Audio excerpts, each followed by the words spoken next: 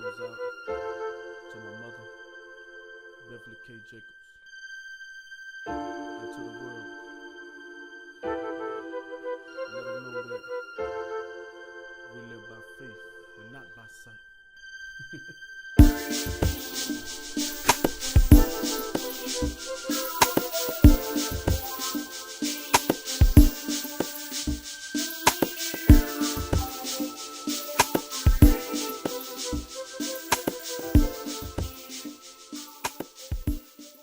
Having parents come to you in prayer, saying thank you for this day. For another day, we get to praise your name, go into your word. We pray for knowledge, wisdom, and understanding. We pray for your spirit of guidance, spirit of truth, and your power. We pray that you bless all those that are of Israel, that are joining Israel, and that are coming to the fold. Thank you for everything you have done for us, everything you're going to do for us. That you continue to be with us throughout this journey. In your name we pray forever and ever. Hallelujah. All right. Look and labor for what is promising. Look and labor for what is promising.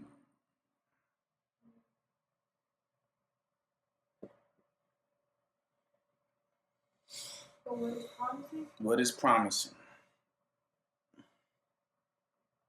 When you think of what is promising, something that is promising, anybody can give me some thoughts on when I say something is promising? Well, before you say something, one thing I learned, the new way people say it, I learned that people be saying like that, oh, it is giving, or that's just totally giving, but that's also mean promising, same thing. But yeah. So anybody got any thoughts on what is promising? When I say something, oh, that looks promising.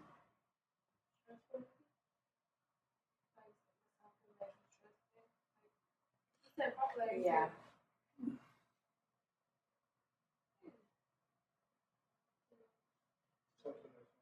Yeah, something that's trustworthy.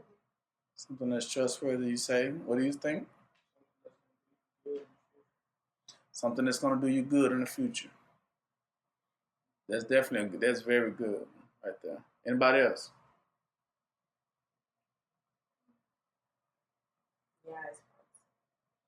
Yeah, it is promising, of course. So when we look for things to labor for, that's part of your righteous journey, of course, right? That you start understanding. We talked about last week about we talked a little bit about what the landmarks and things like that. So these are the things, some of the things more that you need to look out for, right? Because what's promising is definitely what will bring about a promise. Promising. That's why I say it's definitely will bring about some of the things that you knew was supposed to come about. It's like somebody telling you if you do something that this is going to come about. I promise you. Right? So promising is saying that after they made that promise that you surely do it, and then what? The end result is that what? That it comes about exactly like they said. And so that's what we got to be looking for, things like that. But today, instead of going into those things, we got to look at what is the opposite of those things. Because I think we get caught a lot of times, and that's what kind of get us sucked in, baited in, and we get caught up, right? Promising are things that are beneficial, rewarding, right? Of mercy, grace, eternal life. These are things that you can expect. It has a good expectancy from it. You know what I mean? That you know that, oh man, if I do this, it's going to come out real good for me. Like what it says, definitely good fortune, right? And so these are some of the things that you have to look for, because these are the things when he says like this, he says, love your mother and father, honor your mother and father, therefore your days may be what? So did you know that was the first promise ever given? That commandment came with a promise. That if you honor your mother and father, I promise you your days will be longer. That was the first promise. That was the first commandment that came with a promise. None of the rest of them had a promise, right? You know, thou shalt not kill, thou shalt not steal, out of the Ten Commandments. But that one was the one that came with a promise attached to it. That it says, honor your mother and father, that your days may be what? Longer. So you got extended time if you honored your heavenly parents. It wasn't talking about your mom and father on earth. I know sometimes we used to get caught up in that. They're talking about mom and dad, but then you realize mom and dad can't even add no more days until you, let alone add another day into their life. When I started figuring those things out, when I started understanding when parents started dying, but and then sometimes the children would die before the parents. And then I started having to have a greater understanding that they wasn't talking about our parents, because sometimes we got parents that we kind of look at like, right? So if you did every single thing that they would tell you to do, sometimes it might shipwreck you sometimes, wouldn't it? Depending on what type of parent you're dealing with. Because not all parents, just because they have gray hairs or up in age, don't all, all of them don't know. And it's no shot at no parents, because I'm a parent myself. Grandparents or great-grandparents, it's no shot at nobody. But it's definitely understanding that you can't just do everything they say do and then expect good to come out of it, right? If I speak drunkenly, being drunk or tipsy, and tell you to do something stupid, is that going to be a promise you're going to get out of that, right? It's going to be like, nah, I can't do that one. So you got to understand that there's moments when, sometimes our parents can be a little tipsy. And, you got to just look over that, right? You know what I mean? And so that's when I understood, you wasn't talking about those parents. You were talking about our heavenly parents, which are another way of calling them our maker. I mean, the way they are our maker. That's why I say prepare to meet your maker. When you hear that, to prepare to meet your maker is to prepare to meet your heavenly parents in who created you. That's why they say prepare. That means you have to put on, right? But that's the thing. Why they telling you to prepare to meet them is because they already know what you should look like. So if they're telling you to prepare, guess what? You in trouble. Prepare to meet your maker. Because at that point, if you preparing what you're supposed to have on, by the time you meet them, you already know that ain't going to be nowhere near it, right? The design that they had in mind for you, will it be? Right? So that's one thing you never want to hear. Prepare to meet your maker. Like, uh-oh.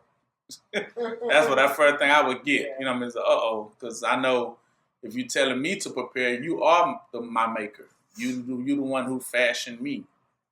You tell me what I can have and what I can't have. That's what maker means. The one who tells you what you can have and what you cannot have. Another word for him will be called the judge. Right? All right. Therefore, promises also, another thing about promises that you have to understand is promises don't change. Because when I promise you something, can anything get in the way of that? No, not once you put a promise on it. So that's the thing about your heavenly parents. Once they promise you something, that right there goes into effect. It becomes a law. It cannot be undone. It cannot be changed. And then you can count that and and take that to the bank, because it's not going to change. There's nothing that can override it, because it's a promise. When your heavenly parents say they swear, right? Yeah, there ain't no changing that. Because they putting their own life on that, which we know ain't no taking their life. Right? Therefore, in that promises, there's hope. Long as we get that promise from our heavenly parents, that is where our hope comes from, right? Because we can trust in that. We can bank in that. So let's get into some of these scriptures that are prevalent, because I want you to be able to see it, right? It comes when Yah promises something, it'll come with a good expected end, right? But let's see how Yah says. Go to Deuteronomy 32:9 through 43.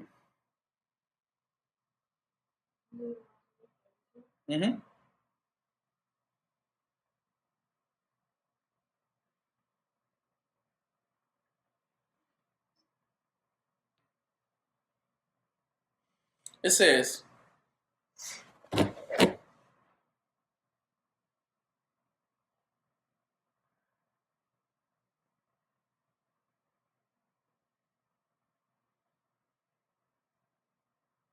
we there? Okay. It says, for the Lord's portion is his people. Jacob is the lot of his inheritance. So he's letting you know who's the lot of his inheritance? Jacob. So it's telling you right then there, a portion, right? Portion mean like a piece of a pie, right? When Yah divided the nations, and he divided them like a pieces of pie, right? He cut the pies up, all piece of slices. And then, of course, like Yah, he took that one slice out of it and said, now this is my slice. That's what that means. This will be my slice. And the rest y'all can, right? Y'all can have. But this slice right here is my slice. So that's what he was saying when he referred to Jacob. He said, Jacob is his portion. See, that's his portion, his piece of the what? Of the pie. And Jacob is the lot of his inheritance. And when it said Jacob is the lot of his inheritance, he's lot means like a parking lot or a lot of land, right? What he's saying that he's the lot of his inheritance, meaning he is the people that's going to receive his what? Inheritance. That's what that means. He's already predicted that he was going to bless who? Jacob. That's what it means. He is the lot of my inheritance. Meaning when it's time to bless, I've already said he's what? He going to be blessed. He's the lot. Where I'm going to pour down my what? Blessings on. Because I already said it right here. He said why? Because 10 says, Yah begins to think back. He said, yeah, because I found him in a desert land, and in a waste howling wilderness. And I led him about. I instructed him and kept him as the apple of my eye. Now, this is Yah talking. That's how he looked at that Jacob when he found him. So he found him in a waste howling desert, wilderness. Right? And he led him about. He instructed him. He kept him as the apple of his what? Meaning person of interest. That's why he's saying that he was always, what is man? That's what he's talking about, Jacob. Why do you what? Visit him so much. That what he mean? Person of who? Interest.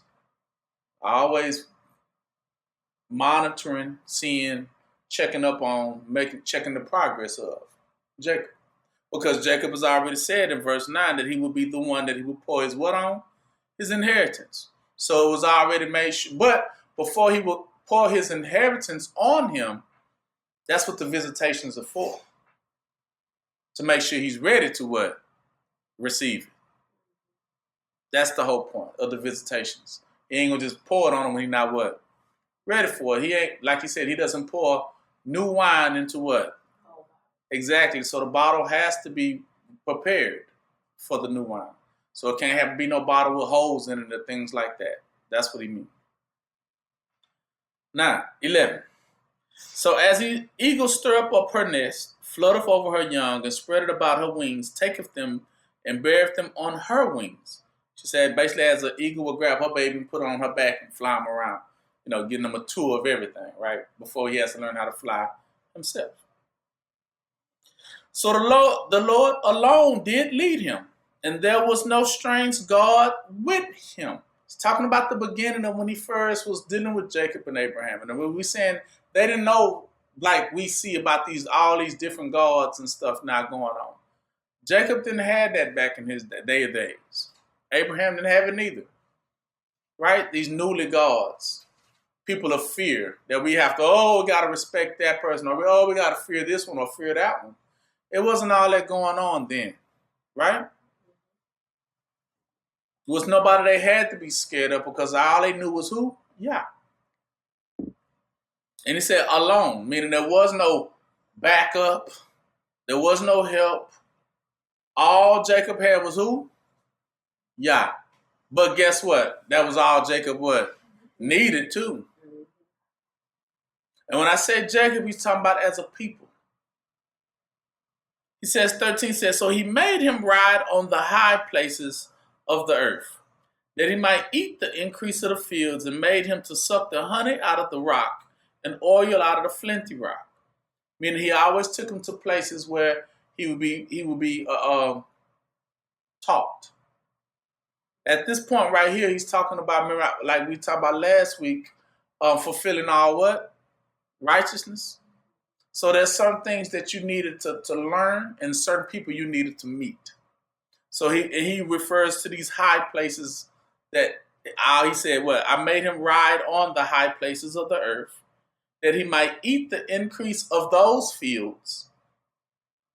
Talking about the knowledge of them. And that he made him to suck the honey out of the rock, meaning to get the what? Information out of the what? The rock. And oil out of the flinty rock. So he was definitely nurtured and very concentrated on information, and therefore he wanted Jacob to be very what? Intelligent. So he went to take him different places and that would show him what? Intelligence and what he would be able to learn. Why do you think he does that to his people? So yeah, that they won't be in the dark, but also it's so that they can be very well educated. So why you think they end up having to take a stroll through Egypt? Right? So they can learn the ways of what? Egypt. They had to be taught. Not that they was going to, because remember how we always learn what? No matter what situation you in, right? Take the good out of it, right? Exactly, and leave the bad. So that's what we do in every situation and all these different encounters. That's what Jacob was doing. Absorbing information, but receiving the good out of it, but casting away what? The bad. Exactly. And that's what he's referring to.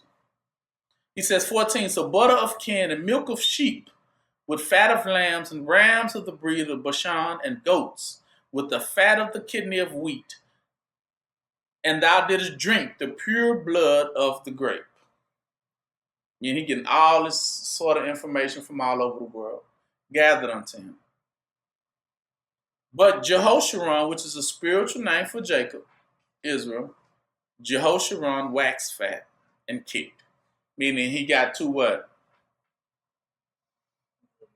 Too big-headed. He waxed fat, meaning he began to what? Get what? Overweight. Meaning he had too much what? Started gathering what? Yeah, exactly. He started gathering too much information.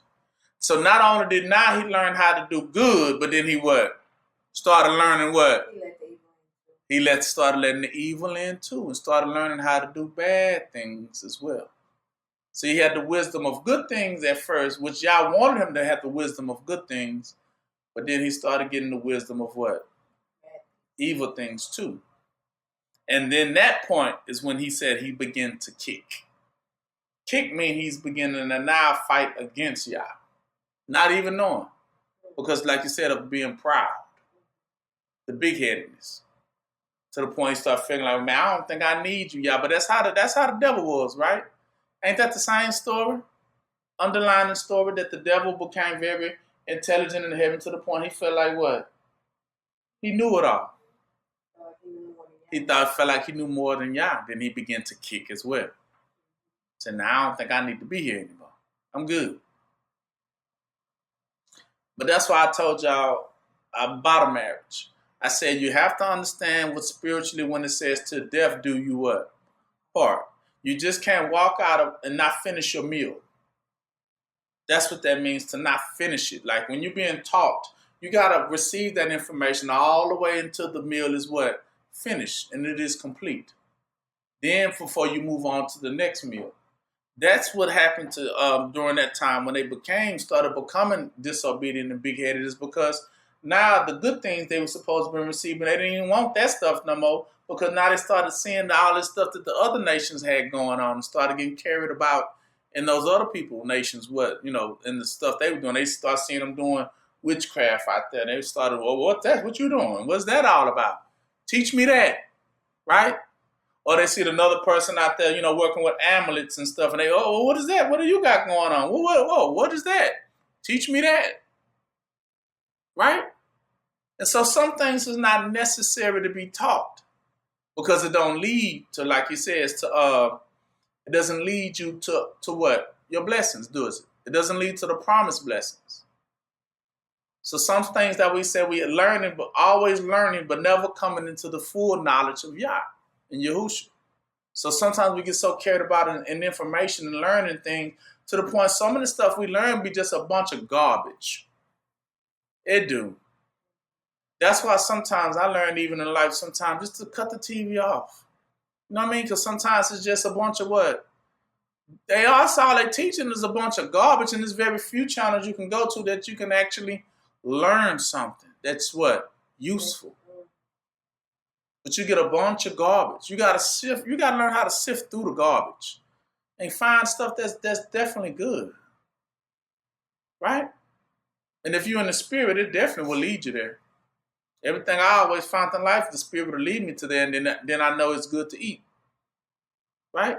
It's good to receive. But a lot of stuff ain't good to receive. Because the teaching, trust me, you think they ain't teaching, but they really are teaching. You cut the TV on, I don't even care if it's whatever program it is. If they doing something, you watching them do it. So you picking it up. Now you can choose at that point whether you want to try it out yourself or what? Yay or what? Yay or nay. Right? But trust me, they still teaching you some stuff because trust me, there's going to be something they're going to say, boy, I did this. Or girl, I did that. And then you listen to, so you can do that? And they like, yeah, you can. But is it always good to what? Do. Just because you heard that they did it. So that's what I mean. A lot of it be trash. Right? So this is what he's trying to teach Jacob. 15 says, so he waxed fat and kicked. And that's what Yah says. Now he looking at him saying, yeah, you are waxed fat now. You have grown thick.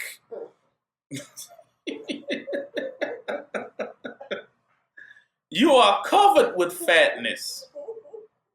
So I could imagine little skinny Jacob out there at first, and now I look at him like, oh Lord, what is that? He look like a blob, right?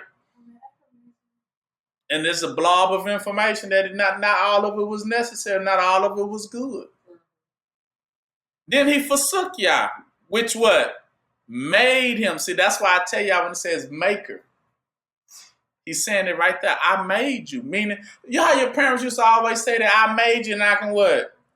I can take you. I brought you into this world. I'll take you out of this world. Or I made you. Or somebody would say I made you, so therefore I feel like I can break you. I don't want made you, meaning I don't want got you to your point of success. And I feel like you owe me that success, so at any given time I can take that success what? Away from you. But be careful of people like that. You know what I mean? Be very careful of people like that. But glory be unto Yah that there's nobody can ever say they made me but Yah. And that's how you want us to be too, right? Because that's the good thing. If they didn't give it to you, then they can't what? Exactly. According to all your gifts, abilities, and talents. If they didn't give it to you, then no one can what? Take it away. That's your blessing from Yah. That's why he said he is your maker. They are your maker. So, but then they forsook Yah, which made him, and lightly esteemed the rock of his Jacob's salvation, meaning Yah is the rock. Meaning that's his foundation. Rock of his what? Salvation and foundation. Mm-hmm. Without him, he's nothing. See, that's what Jacob didn't know. Without Yah, he's what? Nothing. He's nothing without Yah. But he thought because of all the learning he had achieved, that he felt like, well, maybe, I know some stuff. But then that just, like I told you, that story always reminds me of the devil. Because that's how the devil was in heaven too. He had got so big-headed. He thought he knew everything. And then he felt like he knew more than Yah, didn't he? Then he was coming for Yah's throne, wasn't he?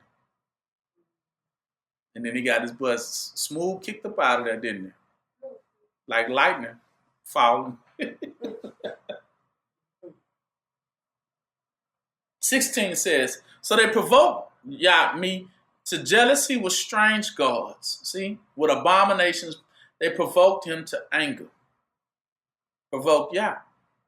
They sacrificed unto devils, not to Yah, to gods whom they knew not, to new gods that came newly up, who your fathers feared not. Now, gods with the lowercase g. I gotta break it down to you. Gods, gods, gods. Many of them with the S at the end. Right? Let me share with you some things that I had to learn spiritually. Y'all want to know? Yeah, you know what, this is something good for y'all to learn. Y'all ever want to know if you ever go from state to state, it's a difference in how their culture is? Like if you go to New York, the people are one way in New York. And if you go to California, the people are different in California from New York, aren't they? And then the people from, let's say, Texas is different from the people of Louisiana. You started noticing from state to state to city, the people are different. It was strange to me, or kind of funny, when a lady called the people of Florida the Floridians. She said they are the people of the Floridians. And I say Floridians. Some people say Louisiana. Yes. And so, yes, and I thought, and it was very interesting that she said that, the newscast lady. She called them Floridians. And I said, well, it was a Floridian. Well, she's saying these are people, citizens of the state of Florida. Right. And so I thought it was mighty interesting. But what Yah revealed to me was that according to city, every city you ever go into, from the time you go through the Golden Gates into that city sits under a spirit.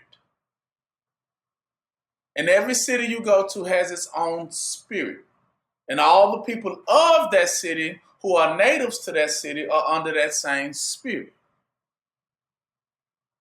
Now, when you are under those cities and under them states, you notice that, like, for instance, if you from Texas and you go to New York, they're going to immediately know you from where? Texas. Because that accent going to hit them. That southern, well, howdy do.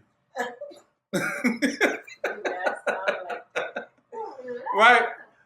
And so they immediately pick up on that because they like, we know you ain't from here because you're really not.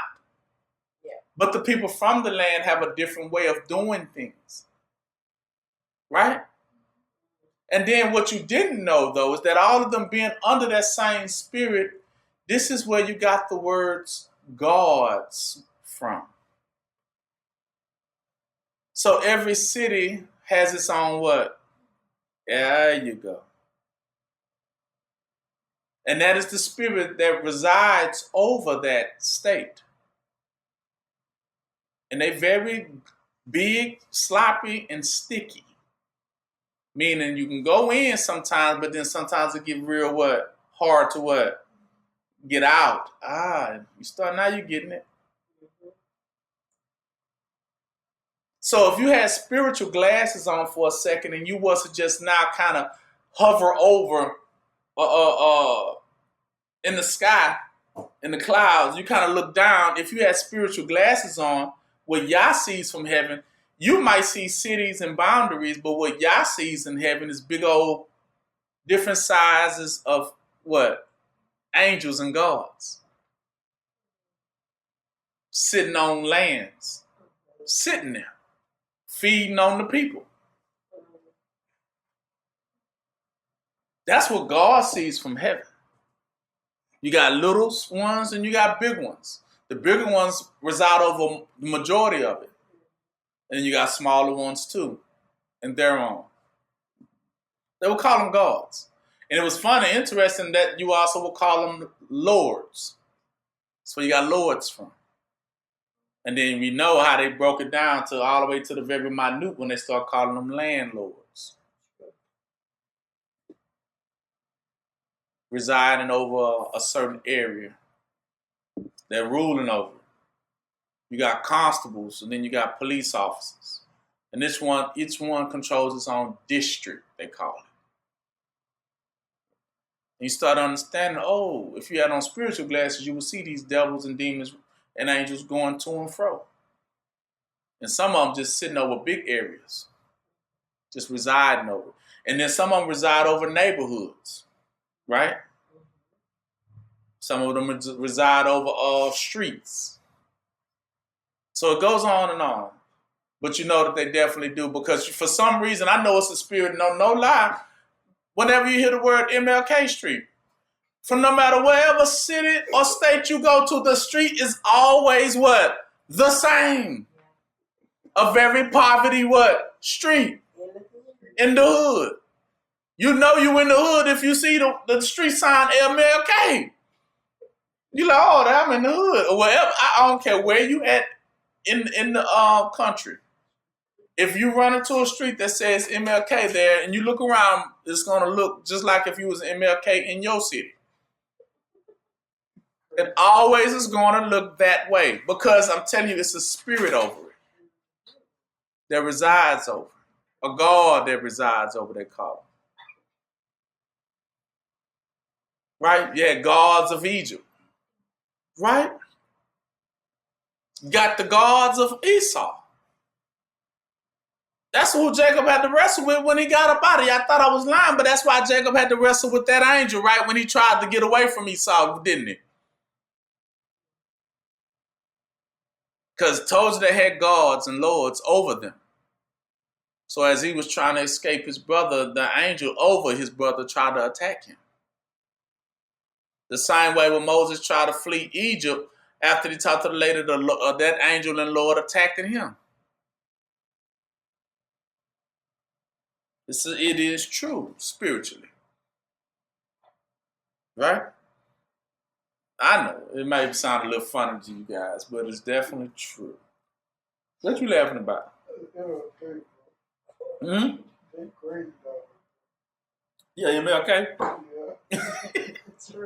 Right? Right. It don't matter where you go. You can go to MLK in California. It was gonna be, you in the hood. Like, I'm in the hood. You can go to it in Boston. If they have an MLK, it's gonna be only black people staying there. Don't they got that black lady, that old black lady with bald head always in that street? Mm-hmm. She always in that street. So you notice that you're gonna always run into these streets when it's gonna be the worst. And it's like, why I go to MLKs are messed up? It's just a spirit thing that resides over every street. It just like takes it over. Like for instance, how I know another little thing I captured. I know it's a spirit too. Just quick thought. You ever go to some of them neighborhoods like on Friday, the movies Friday, when they always had the shoestrings with the shoes tied on the power line? Mm-hmm. Same thing. Why is that everywhere you go in a neighborhood? It's like when you see that, you just know right then and there, where I'm at. If you see right, you just know you just entered. That's what I mean when I say the arcs. When I'm talking about the Golden Gate Bridge, when you know when you enter into them, that's the landmark that you know that, be careful from this point on. Proceed with caution. It's there for a reason. But it's the same. What you didn't know, it's the same spirit, ain't it? Because what makes the ones throw them shoes up there like that? And it's always the same, ain't it? But now, what makes a person say, right here, a pair of shoes need to be on this power line right here? But it's only in the hood. And so the kids will buy into that thing. That's what I'm saying. They buying into it like, okay, well, this should be, them shoes should be here too. Right? They looking around like, it look like that place over there, so it should treat it like that. It's the same spirit. So when you see that, like I say, proceed with caution at that point. You know that's what it is, right? It's gonna be somebody that look like Ezel gonna jump out. It's gonna be somebody gonna look like Smokey jump out. It's gonna be all the same characters. You're gonna be like, whoa, like I'm in the Twilight Zone. Oh, that's not Steve Jackson because we Mm-hmm. Exactly. Oh, you saw a softball show? Yes. You're gonna have people like that no matter where you go. at the MLK spot. Oh, She always in that street. Right. Like she what? Tied. Tied to it. She is. Soul tied. Now I'm telling you such thing. She is. I never knew her left that spot at all. I think she the idol. Mm-hmm.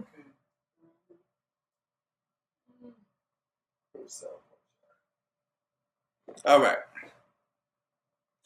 18 says,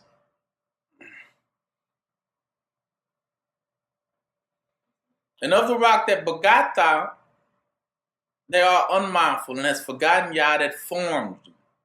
And when Yah saw it, he abhorred them, because the provoking of his sons and of his daughters. And I love that right there, that he put sons and daughters, because a lot of times we get so caught up and think, oh, you're only talking about just the men's. But no, right there, sons and daughters of the Most High. And he said, I will hide my face from them. This is very important. This is what really I wanted. 20. This is what Yah says. He said, because of all the provoking of the sons and of his daughters, and he said, I will hide my face from them then. And then I will see what they end shall what? Be. For they are very froward generation, children in whom is no faith. See right there, when he says, I will hide my face. We talked about Yah's face, the face of Yah. What is the face of Yah? We know the face represents light, don't we? And what does light represent? That's why he said we are the light of the world. What does Yah's face represent? Light. Light represents what? Jubilee. Freedom, remember? Peace. Right? Mercy. Remember that? So when he says, I'm going to hide my face from them, he's saying to you that, okay, they want to try to go about another means, new gods, right? That they think gonna bless them, right? So he's saying at this point, well, let them go serve those gods, right?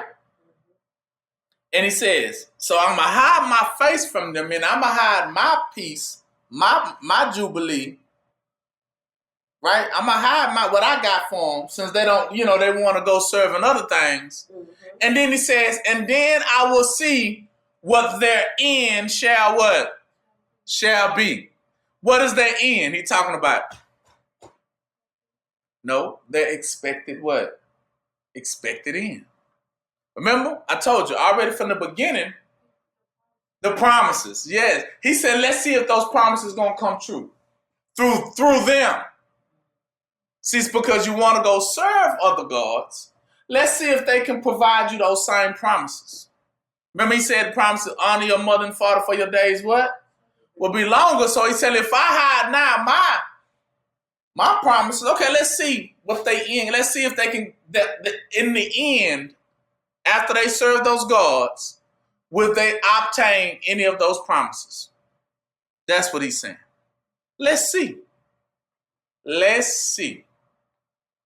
Huh? Let's find out. Let's see if you can, if you're going to have, what is an expected end? In every fairy tale, they said the end will be to what? To live what? Happily what? That's an expected end. Let's see if they're going to get that happily ever after. That's what Yah said. Let me see what they end on what? Gonna be. Will it be happily ever after you did that? I live, and they lived happily ever after. Let's see if that's gonna be your end. Right? That's what he's saying right there. Let's see what they end gonna be then. Since they don't want to serve me. They say they got these new gods. that they said they the it. They not promising, right? That's what he said. That's what he knows. But he said, but let's see. So now I'm gonna hide my mercy from him. I'm gonna hide my grace. I'm not gonna intervene. I'm gonna let them go work for these people that they say they gonna get their blessings from. Go ahead. And let's see what your end gonna be. And when he talking about your end, expected end. Well, let me break that down to you in real life. I know y'all be hearing the scripture version of it, but then you know me, I gotta give you the lame man version of it. Way that you can understand it. Promised end is the same equivalent of them promising you a 401k plan. If them promising you Social Security, these are them same promised expected ends, right? Because you said, okay, if I work for them, they told you, okay, you work for us. We're going to promise you a good expected and they lived happily ever, what? After. Let's find. That's what he said. Now let's see that end. Let's see. Let's see if that's what's going to be the end after they have promised, the other gods promised stuff to you. Let's just see. Let's just see if you're going to get it. Your expected end. Right. Oh, you said, you serve them. You don't want to serve heaven, you serve them. Go find those gods that's going to promise you the world.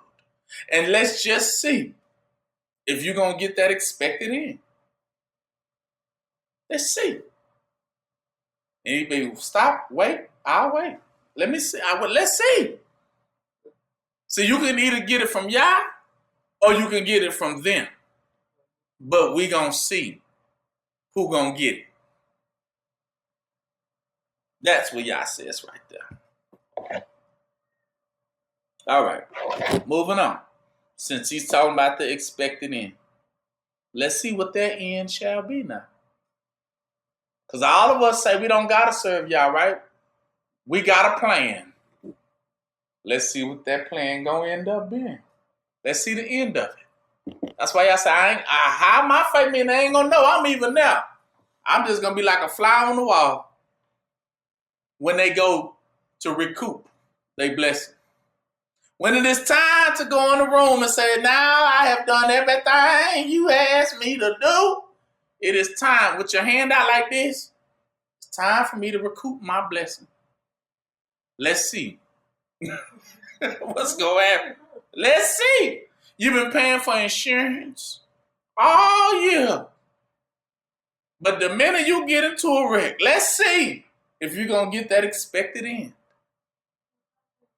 See, a promising. See, they promise you the world, don't you? To get you to sign up for it, right? But let's just see if they truly going to pay out. That was said, don't labor for what is not what? Promising. Isaiah 57.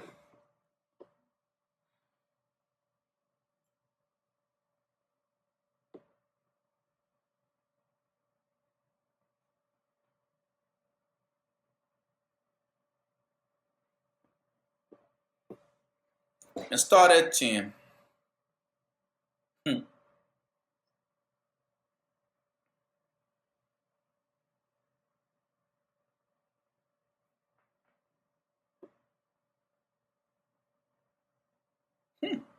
I love it though, but let me start at 1, then we're going to skip down to 10. Just want y'all to understand this right quick.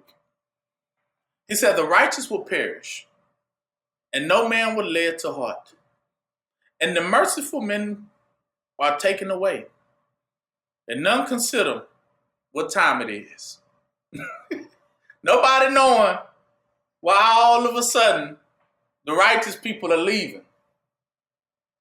And why all the merciful people are leaving out the room too. And you still there. You ever consider that the righteous is taken away? Have you ever considered, he's saying, that the righteous is taken away from the evil to come? If you didn't know that, did you? See, I would take his people out of the way right before the bad from the what? From the happen. Right, like Lot. That would say, no one considers why they end up getting excuse me, I have to leave appointment. Mm-hmm. Exactly. Exactly. See, they said they get it, because why? He gonna get them out the way, because they trust in what? Yeah. So they get a what type of end? But what about you? 2 says, they shall enter into peace and shall rest in their beds, each one walking in his own uprightness. Yeah. Now I go down to 10. See, because those who don't, they still want to trust in everything else.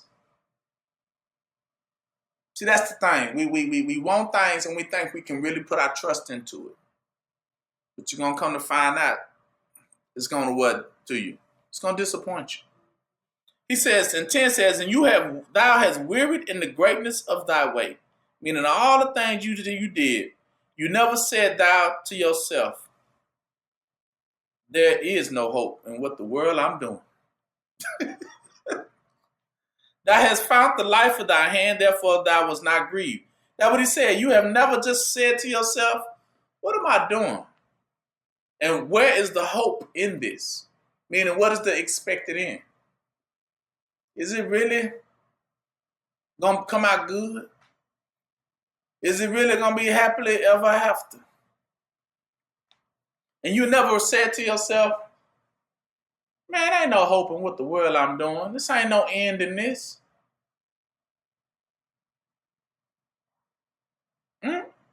Never crossed your mind, huh?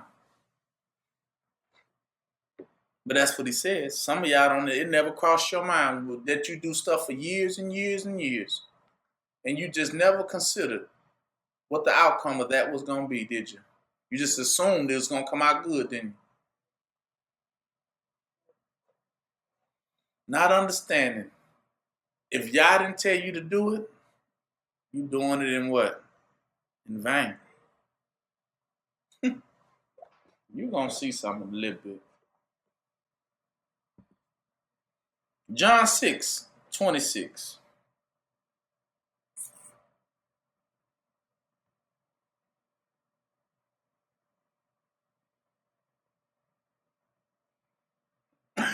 So Yahushua had to have a little discussion with the people.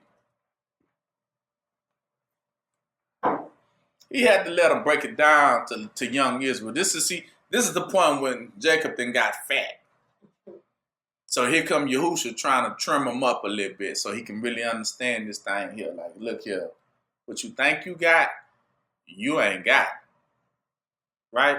You think that 401k gonna really pay off. It ain't coming. It ain't coming. So he had to let him know it's in vain. So here we go. 6 and what? I said 26, right? So Yahushua answered him and said, verily, verily, I say unto you, you seek me not because you saw the miracles, but because you did eat of the loaves and were filled. 27. Labor not for meat which perishes. See, this is the title of our message today. Labor not for what? For things that are not what? Promising. That's what he's trying to tell them right here. Labor not for meat which what? Perish. But labor for that meat which endureth unto everlasting life, which the Son of Man shall give unto you. For him have Yah the Father sealed with it.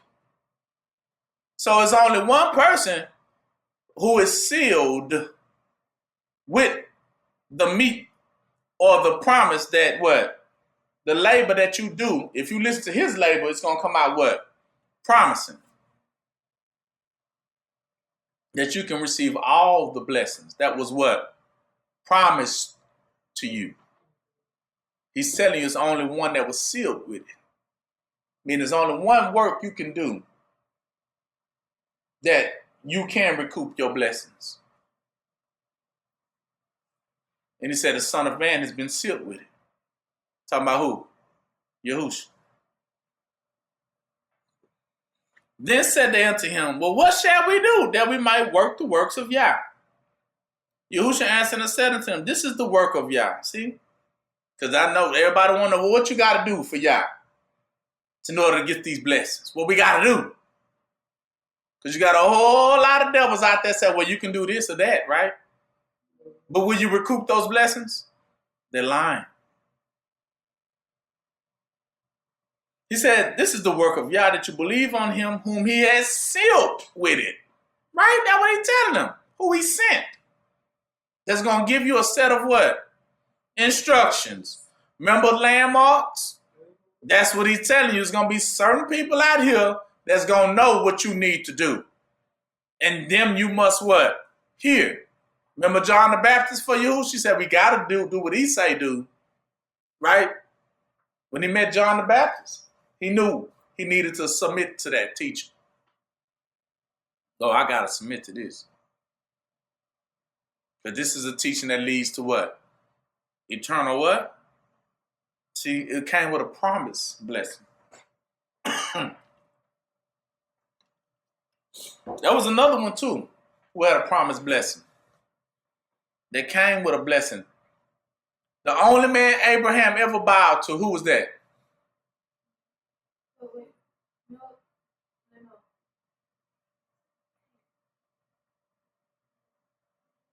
That's why he knew he had to bow to him. Melchizedek. See, I knew that. Exactly. Melchizedek. He knew that Melchizedek had a blessing for him. A promised blessing. So he had no problem bowing to him. See, bow means serve. He knew that he had what he needed to hear. See, that's when you got to know who you need to labor for and who you don't. See, some people, they'll tell you, man, you can follow me. And they ain't got nothing for you. That's the blind leading to what? And it leads to nothing. But then you have those whom Yah has sealed. Now these know what they're talking about. And they're just going to tell you what you need to do and to get your what? Your blessings. Them, you need to heed to. Right?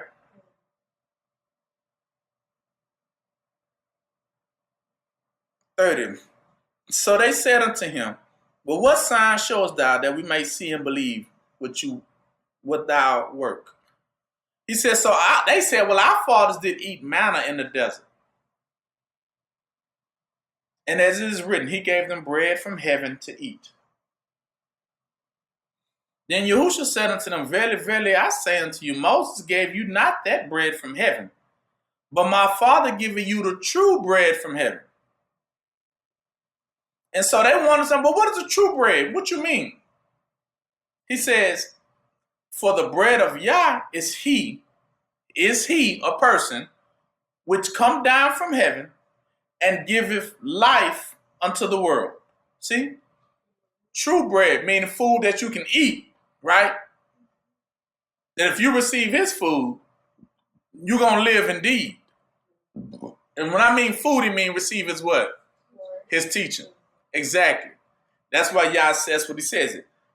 The bread of life is always a person who comes down from Yah that has the instructions from Yah that if you do them, it's going to be guaranteed that you're going to recoup the promises.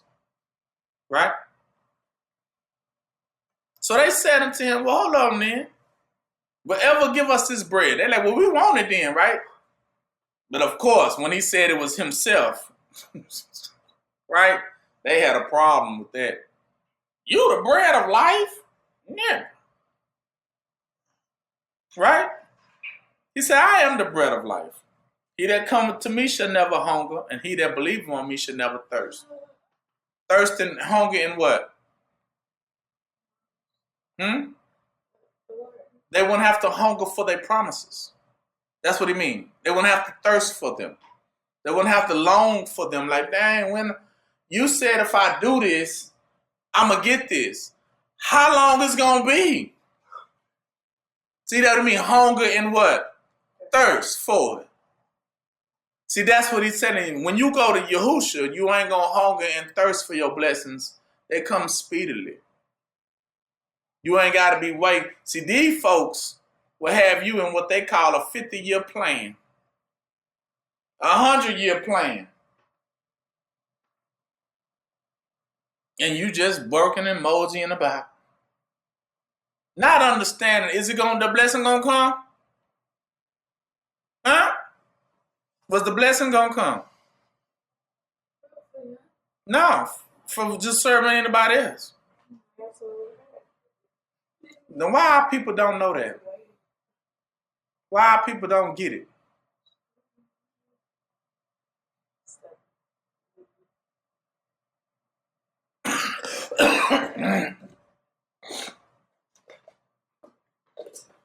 Because our people will serve somebody for 50 years, 60 years, 70 years, and be waiting for that blessing that they promised them from day one. Yeah, so it's like it'd be funny because I know that's how them little white kids is, right? Them little white kids will hear their parents or great grandparents say, "I got an inheritance for you. I wrote a will, and when I die, you get it all." Reminds me of the Mendez brothers. And they like, "Well, dang, you need to hurry up and die so we can get that." That's how they be. We want that blessing. But they know they have to wait, right? Until the person passes away for us. So they kind of just, suck up to them until the day comes. But every day they praying that they be sooner and what? Sooner. But some of them kids, they'll take their parents out to get to that inheritance. Man, you taking too long. I need that money now. Right? You got some kids white kids, they do that. They'll kill their parents once they find out they got inheritance. What you mean? I can use that now. I can't wait another 30 years for you to croak, right? I need that now. That's how they say croak. I need you to croak. Right? So that's what he mean. They'll never hunger and thirst for it like that. Because I come to find out that the blessings come immediately with Yah. Immediately. Not have to wait another, I got to wait another such and such year for this, another couple more years for that. Nah, not with Yah. Not with Yah.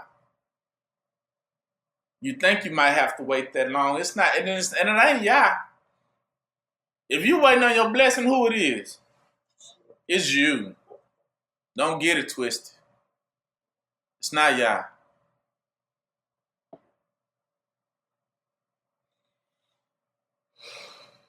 Because an inheritance is just what an inheritance is. An inheritance is not worked it for, is it? It's given. They didn't have to work to bring Yahushua there, did they? He just popped up. Here I am, the bread of life. Eat, drink, get your blessing. Just right there on the scene. So it wasn't that y'all didn't give them the blessing. They just didn't what? Wasn't ready to receive it. They're like, who are you? You came out of nowhere talking about eat of my flesh. They say, well, eat of your flesh. We ain't no cannibals in here. But he talking about get your blessing. Yeah, you ready for your blessing. You ready for your blessing. They could not comprehend that's what he was talking about. Lost in the sauce. Yeah, eat of my flesh, drink of my blood. They were like, what? Drink blood, eat flesh. We ain't doing it. We ain't no dogs around here. We ain't doing this. Right. And they didn't comprehend it. He was talking about what? It's time for y'all what? To receive y'all blessings. I love it. He came out of nowhere on them, full of their blessings. That's why he was doing what? When he got there, he was healing them. Right, doing all the miracles, because he was blessing them like, I'm here now. I'm here. I know y'all was waiting on it. Y'all thought it was going to be some more time, because that's what they kept on saying. We heard a Messiah coming. We heard somebody was going to come and free us. We heard somebody coming. He looked like, I'm right here. I'm right here. He's here. He already sent me. Right, boom, right in your face. I'm here. And they still looking around with, it can't be you. Step to the side a little bit. It could be that person behind you. That's how they would. Looks can be deceiving, of course. So they already thinking that it's coming in some other shape, form, or fashion. And they just could not comprehend that it's there. Right? It's there. That's why Yah says you don't have to hunger and thirst for it, because if you give your all to Yah and put your faith in Yah, your blessings come, what? Speedily. Right?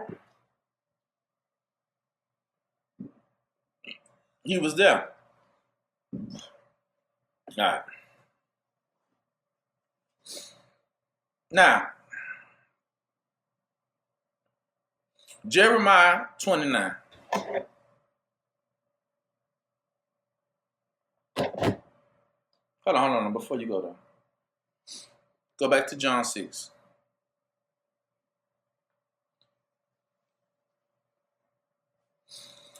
Go to 49. 48 says, I am that bread of life.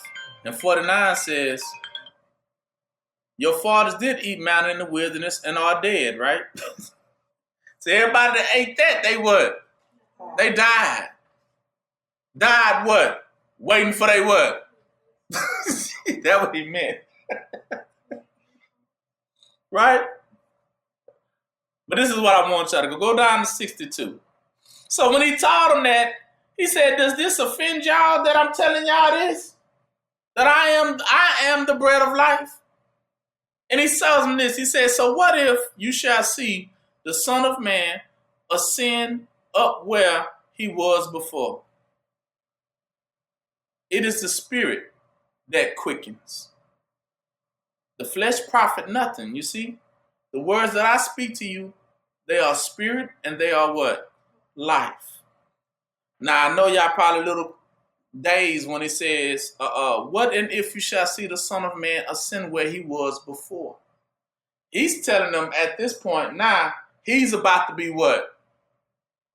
To go back where he was before, what is that called? Being what? No, with the R, definitely with an R. What are the things we talk about all the time that you must do? What? Restore. That's what he says. Now, what and if you shall see the Son of Man ascend up where he was before? He's talking about himself. After he do his work. Will he get his, that's what he's saying, will I get my blessing? To be what? Restored? Will I get mine? Will y'all not bring me back to where I was before? Does this offend you? If that be shown to you? That Yah is the restorer? Right? And he said, so he said it is the Spirit that what? Quickens. The flesh profit nothing. When he's talking about the Spirit quickens. I love it because that's why he used the most proper word to explain the Spirit. He said the Spirit is what? What? Quick. Quick. You hear me? The flesh will profit you what? Nothing. See, because the flesh will make you tarry. The flesh will make you tarry for it. Talking about wait. Remember how the old man did to the young prophet? Made him tarry. Come on now, come back. Where you going?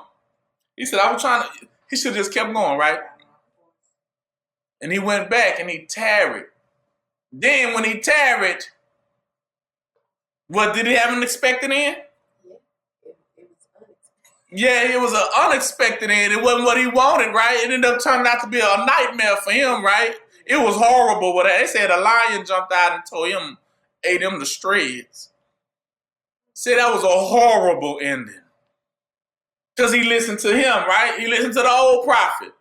See, the old prophet lied to him. Like, if you listen to me, yeah, you got an expected end, all right. And he went to listen to the old prophet instead of Yah. Yah told him to go out the city, don't talk to nobody, and he would have had a what type of ending? A happy ending. But he listened to the other one who made him tarry, and then he got him 8 streets. Mm-hmm. It's understanding who to listen to what? Who to labor for and who not to what?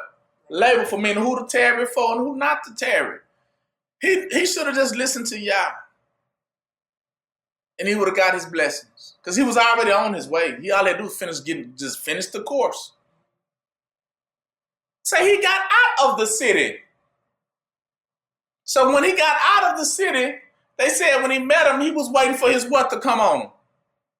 His blessing. He had did what he had completed the mission. He was waiting on the blessing, but he let the man come back and say, well, hey, what are you doing? Come back. So what did he do in return? Got him out of the way of his what? Blessing.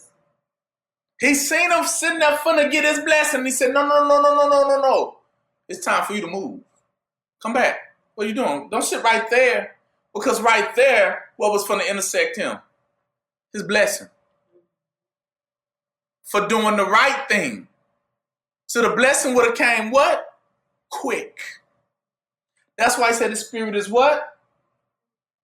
Quick. The spirit is quick for a reason. And when it says the spirit is quick, it's telling you it's quick to go get that blessing and what? And get it back to you. That spirit is quick to go get that blessing and what? Get it back to you. That's why he said, what if an understanding, see the Son of Man was sent back where he was before? What if I get restored? And how quick it was going to be? How long did it do? How long did it take you to recoup that blessing?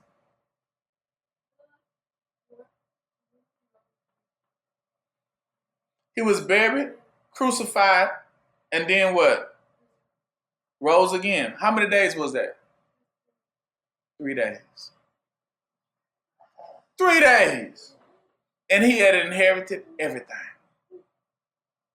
See, some of y'all got these 401ks that they told, and Social Securities that told y'all that y'all got to wait till you turn 80. Wait till you get about 83. You know? He got his in 3 days. 3. From the time he said it is finished, how long it took? 3 days. It is finished. See, meaning once he did what he had to do, he said it is finished. And how speedy that it came? From the moment he said it is what? Finished. That spirit went to work. Back. Blessed. Without tarrying. So that's what he's telling you, the spirit. When he said the spirit is quick, he's saying the spirit, you will know the difference between the flesh and the what? Spirit, because the spirit is quick to your blessings, and the flesh is what? What does it do? It tarries. It bullcraps you. Why they say dilly-dallies? It waits. It say, nah, you got to do this first. Nah, you got to do that first. Yeah, you're going to have to do this too. You probably can add that on to it too. Yeah, do a little bit more of that right there. Come on with it. You can add this onto it. Come on now, you can do it. And the flesh will have you prolong. How long did it take for Jacob to get his? How many years they say? Remember Jacob to get his wife? How long? 14 years. That's called the flesh. Because he prolonged them, didn't he? He prolonged them. He made them. Be like 7. It was only supposed to be 7 because that's what he agreed to. See, that's how they get you. See, that's how these devils get you. They'll promise you things and they have no intentions on what? Giving them to you. No intentions.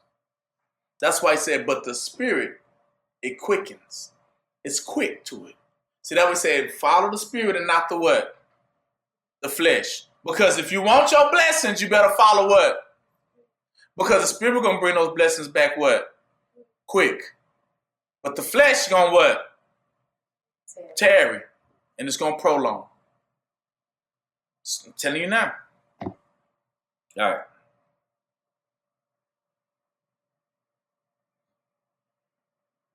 Now, let's go to Jeremiah 29.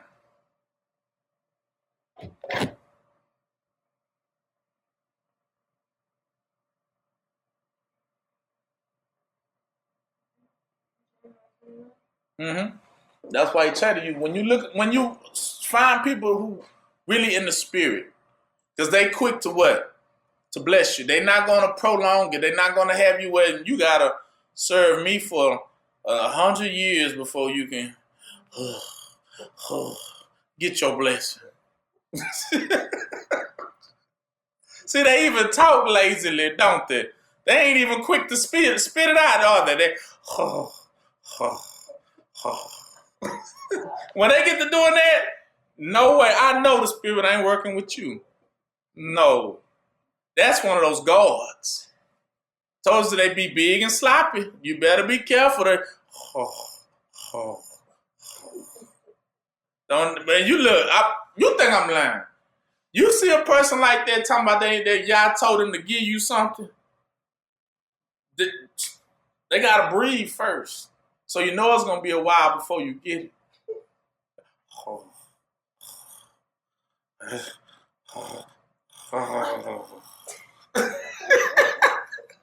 no, I ain't gonna get it. That's the devil. You better run about that rule. Oh, no.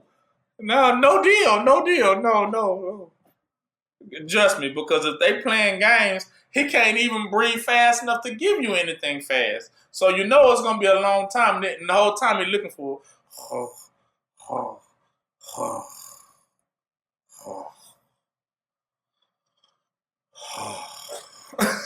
He's like, oh, no.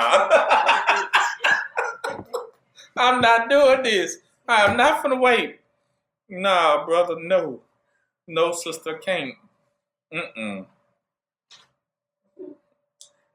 Jeremiah 29:4. All right. 29:4. Okay, let's go down to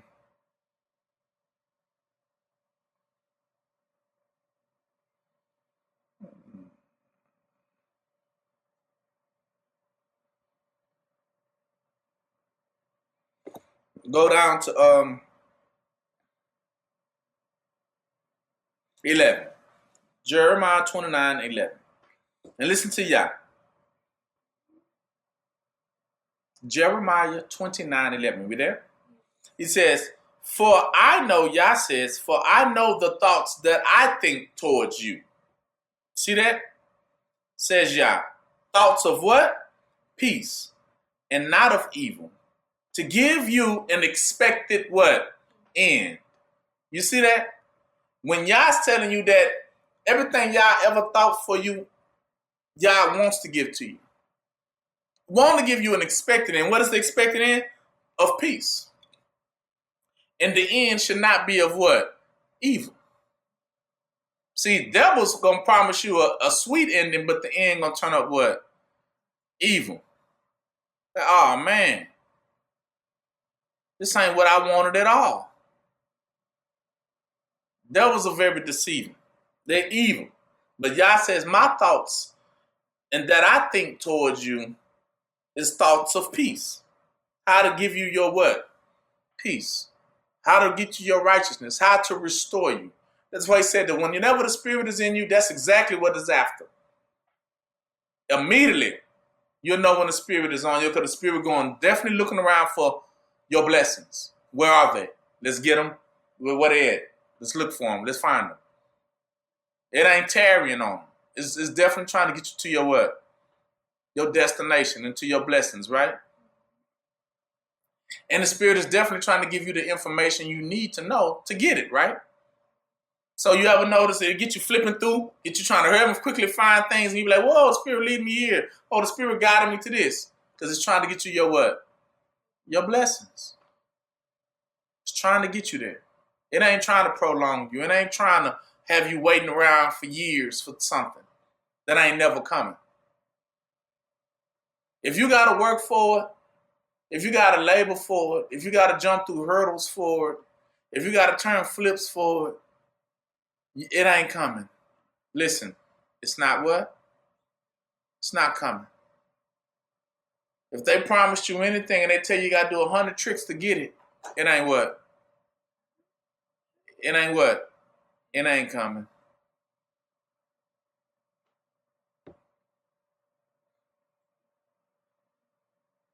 Psalms 127.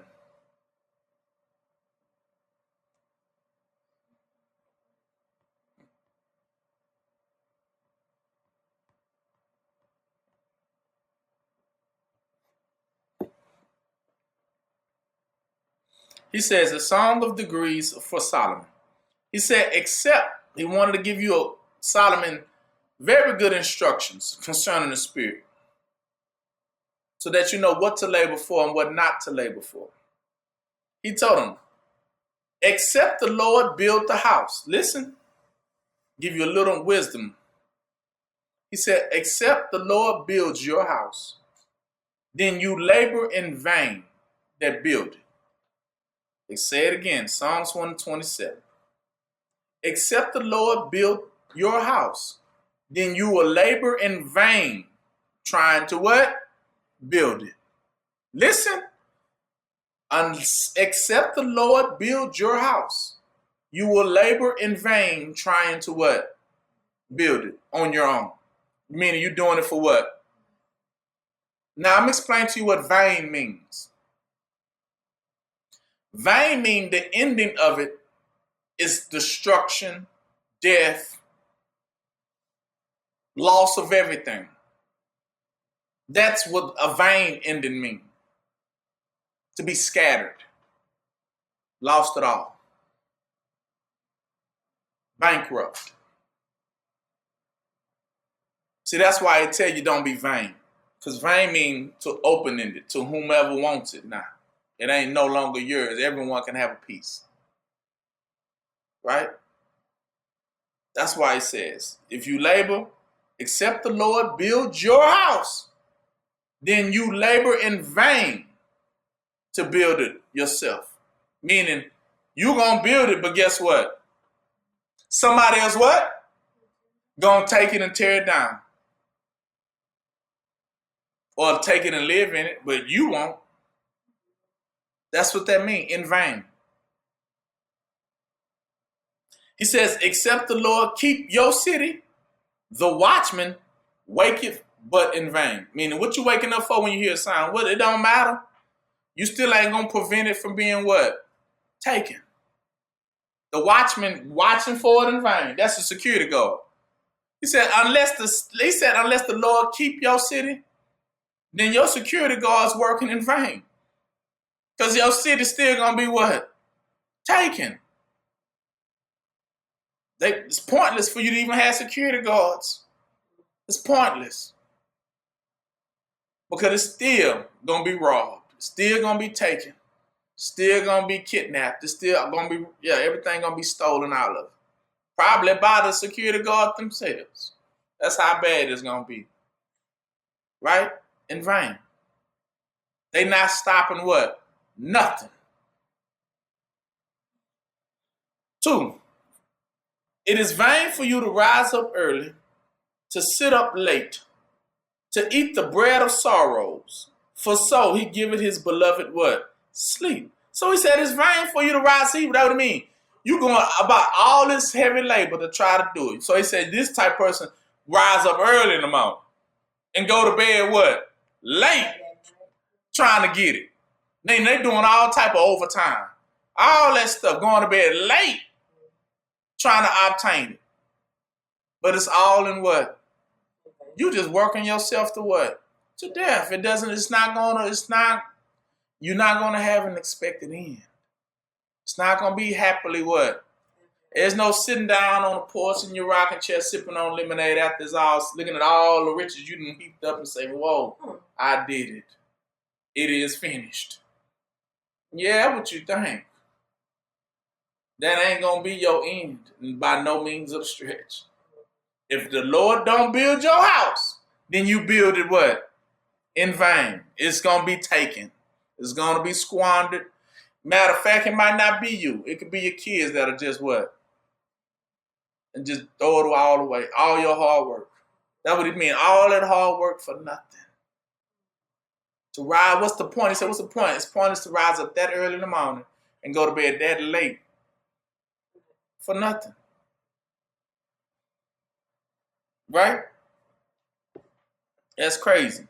Because you have people out there who really do that. But the spirit is quick. See? Because that was all he's saying. That's a man who operates in flesh. And he thinks that I can just take it and do this. And I'm going to gather all this stuff together. And then I'm going to be cool. I'm going to be straight. He says, and all thy getting, get what? Understanding.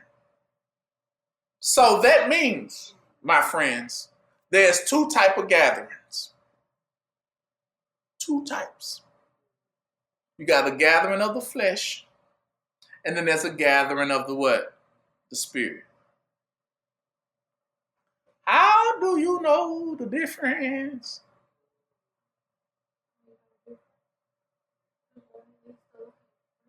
One leads to life, and the other one leads to death. You're right, exactly.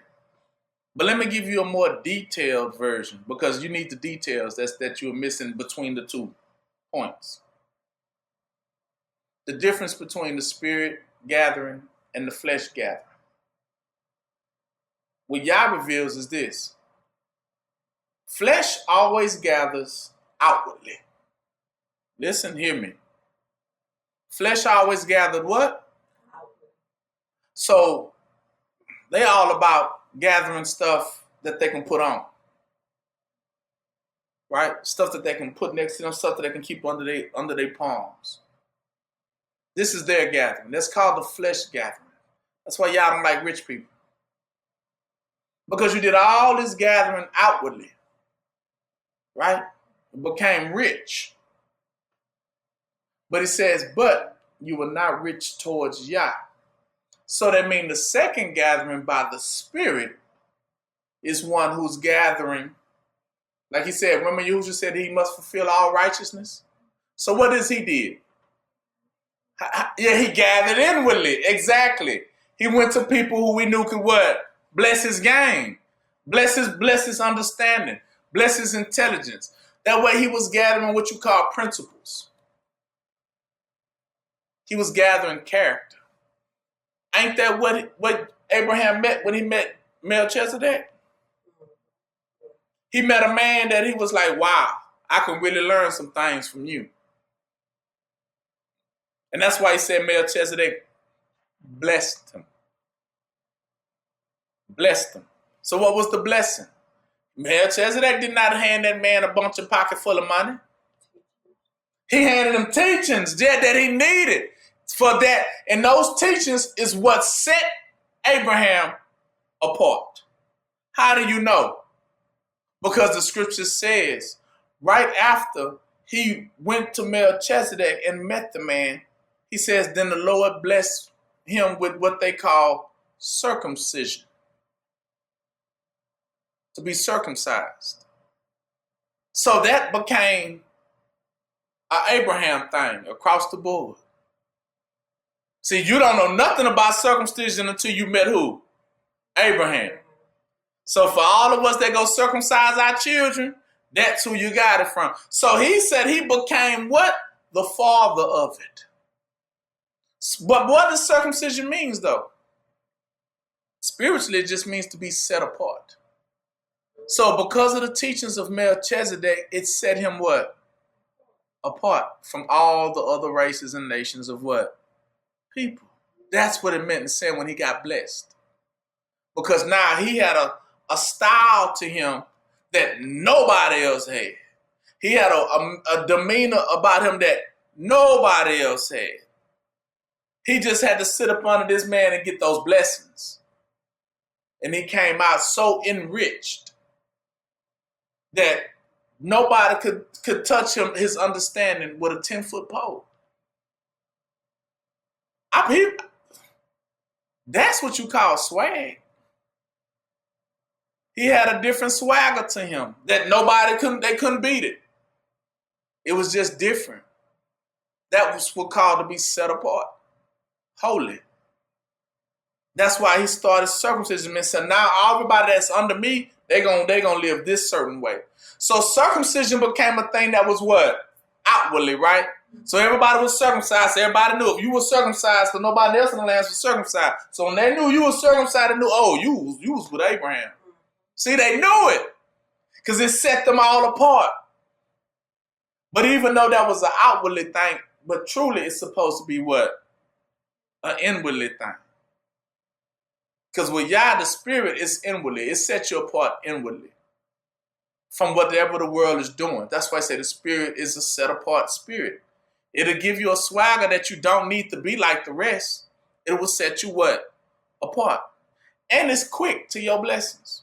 Because Melchizedek blessed him how many days? Day one. He said he blessed him. He didn't take the time to bless him. It took him 40, 50 years of sitting with Melchizedek for him to get his blessing. How long did it took him to get his blessing when he met Melchizedek? One day. He taught him quick. That's why he said the spirit is what? Quick and sharper than a two-edged sword, meaning it's quick to bless. It's not slow about it. But flesh is what? Slow. It ain't gonna tell you what? Nothing. Keeps you in the what? The dark. Working what? Forever. Always saying just a little more. Just a little more. Just keep going. I got you. But how long I gotta keep doing this? How long I gotta keep holding this up? Now it is to a certain point. You said, well, what's the point?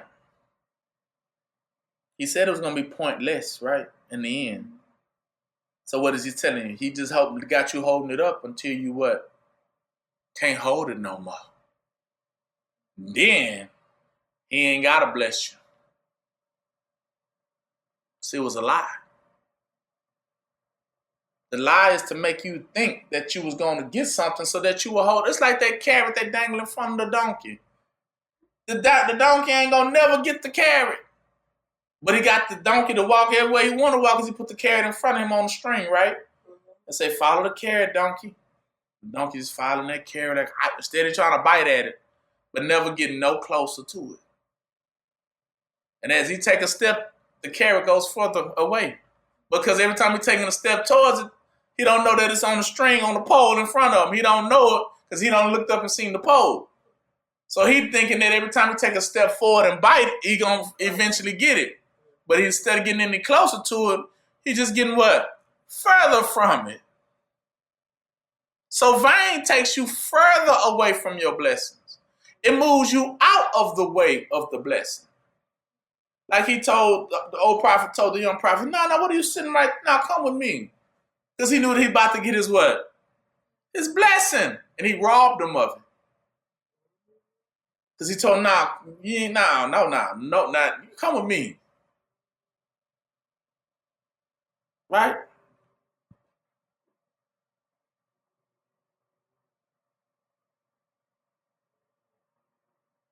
How do you know? Go to James 3. Show you how Yah shows it and reveals it.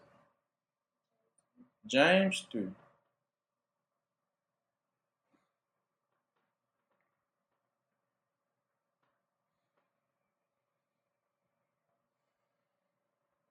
Now, these are for those who do have blessings, like Melchizedek, but they get to the point where they don't want them to give them out. They hide their face. Remember those types? So, this is for them. Listen. He says, my brethren, be not many masters, knowing that you shall receive the greater condemnation. So they already set to get to receive the what? If they don't do their job, pour out their blessings, what? They're going to get the greater what? Condemnation, because they had it and they didn't. He says, for in many things we offend all. If any man offend not in word, the same as a perfect man. When he talking about in word, meaning he was commanded to bless. Right? He was commanded to bless one of them children of Israel. He was commanded to bless him, like Balaam, right? But he decided what? Not to. Listen. So the same as a perfect man, if he knows how to bridle himself to what? To bless them, meaning he learns not to what? Don't trick him, right? Let me skip down.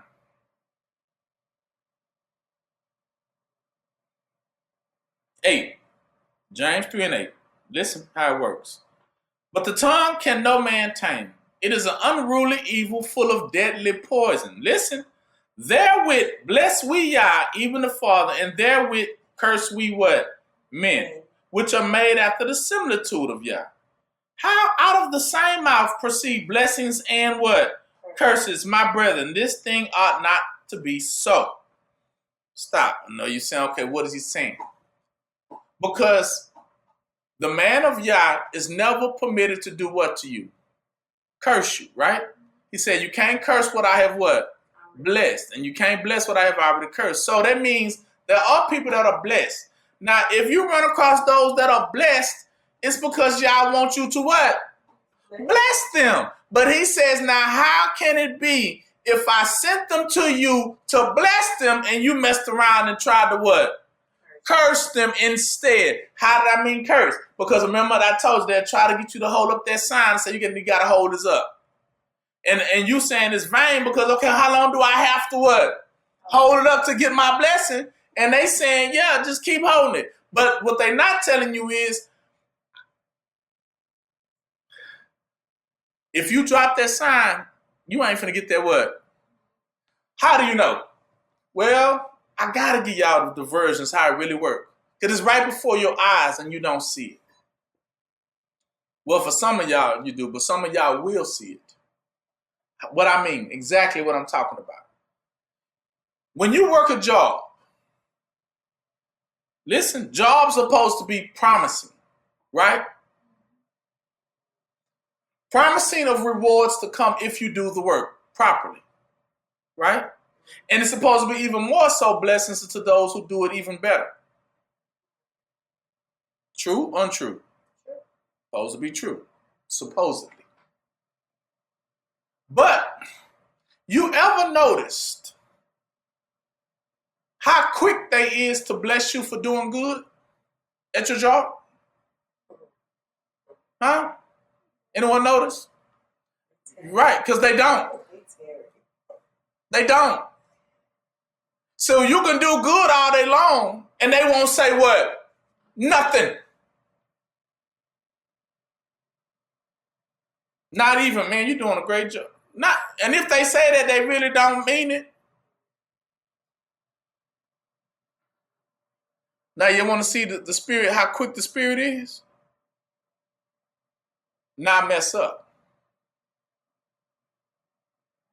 How quick they now all of us. Oh, come here. We need to talk to you. We got to. Oh, we quit. Oh, yeah, excuse me. Everybody stop. We need to. Now, why are you moving so quickly now? You see that? How quickly they move if they trying to what? Get you in trouble. They move quick then. When you doing right, they have nothing to say. Because that means it's in vain. Because they're not blessing you according to doing good, are they? But the only thing they sitting around waiting for, tarrying, is to what? To curse you. Exactly. They're waiting on you to mess up so then they can hit you with the, oh, we're going to have to fire you. We're going to have to write you up. We're going to have to do something with you. And how long does that take? Quickly. And be like, but I've been with you for X amount of years. And you're like, yeah, but quickly, you messed up quickly. See, they quick to pull that trigger, right? When you mess up. But all the times you was doing good, they never rewarded you any of the bit of the more. Because they was just tarrying with you. I'm trying to get y'all to understand that. They know they supposed to bless you, but they not. They just gonna keep playing this game with you every day. And all they waiting on, tarry means wait. Only thing they're waiting on is what? For you to do good to bless you? Or what? So then they can curse you. That's what he said. How is out of the mouth come blessings and curse when you supposed to only bless? How did you find a way to what? To curse them. How? That's not you wasn't supposed to find no reason or excuse to fire them. But I did tell you to bless them. But you never could you couldn't find it in your heart to do so, could you? You couldn't. See, when they doing good, you're going to play dumb. You're going to play naive, like I don't see it. I don't see it. I'm looking all around the pole around it. I don't see it. But the minute they messed up, all your sirens and alarms go off. It was waiting for that day. So now you see how vain it is, meaning he says they're only waiting for your what? Destruction. So that's what he means. Don't labor for things it's not promising. Promise meaning when you got hired, did they promise they was going to keep you or fire you? They promised to keep you. They promised you benefits, right? They promised you well-doings, well-keepings, and everything was going to be safe and fine, welcome. But when you got into that and they said they got you working, and you thinking, man, surely I'm going to be promoted. I done seen so many people in my environment that be thinking they finna get promoted and it just don't happen. People that be doing very good, excellent jobs and they get ran off. And I'm like, well, dang, that was another good one. Right? And they don't never move to say, you don't see balloons bursting in the air when you're doing good. You don't see confetti getting shot around. But let you mess up. And every devil coming out the woodworks. Got them. Because that's all they what? Was waiting on. That's what I mean to tarry. The flesh does what? It tarries. Meaning it plays with you. It dilly-dallies concerning your blessings. So, because he said if it was a true work, you would have labored for them and that blessing would have came what? Immediately. How do you know? Because that's how child stars are. How long does it take them to get their blessing? Because they're a child, right? That's how you know it was fast. Like, dang, they ain't have to do nothing. Boom, boom, boom. It's there for them. But for you, no, you got to put in some hard work. You got to put in some labor. You got to work for years. But that work tends to be 5 years, 10 years, 20 years, 30 years. But all they really waiting on is to what? Take your blessing what? Away from you, exactly. They're not there to make sure you get your blessing. They there to make sure they can get you out of the way of your what? Your blessing. That is what their radar is waiting on. They need to take you away from your what? Blessing. This is what you're going to understand. Trust me. They do it to all of us. They was permitted, say they supposed to bless Israel, but they have always found the way to what? Curse Israel. As soon as they get you, matter of fact, when they see you starting to be on the rise, that's when they're going to try to cut you down. Like, but what do they do? Well, I just can't have them rise. But are you permitted to bless them or curse them? You was not supposed to what? Curse them. That's what he means. That's why I say that type of wisdom is from the devil, because you're not supposed to. If you say you spiritual, you say you in the world, you say you go to church every day, and you see people that are trying and doing the best they can, how do you still find a way to curse them? Right? They didn't come to you for no curse. They came to you for a blessing. Now, somebody that says that they're going to bless you and then turn around and what? Curse you is, write this definition down. This is what they call in the Bible, if you ever read about what they call scorpions.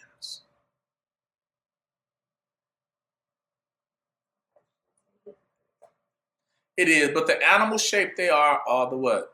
Scorpion. That's why y'all say you're going to squish the head of scorpions too. You know, you got snakes, you got scorpions who pose to bless you and turn around and what? Yeah, exactly. You got it. Now you understand what backstab what means. They said they was going to bless you and turn around and what? Curse you.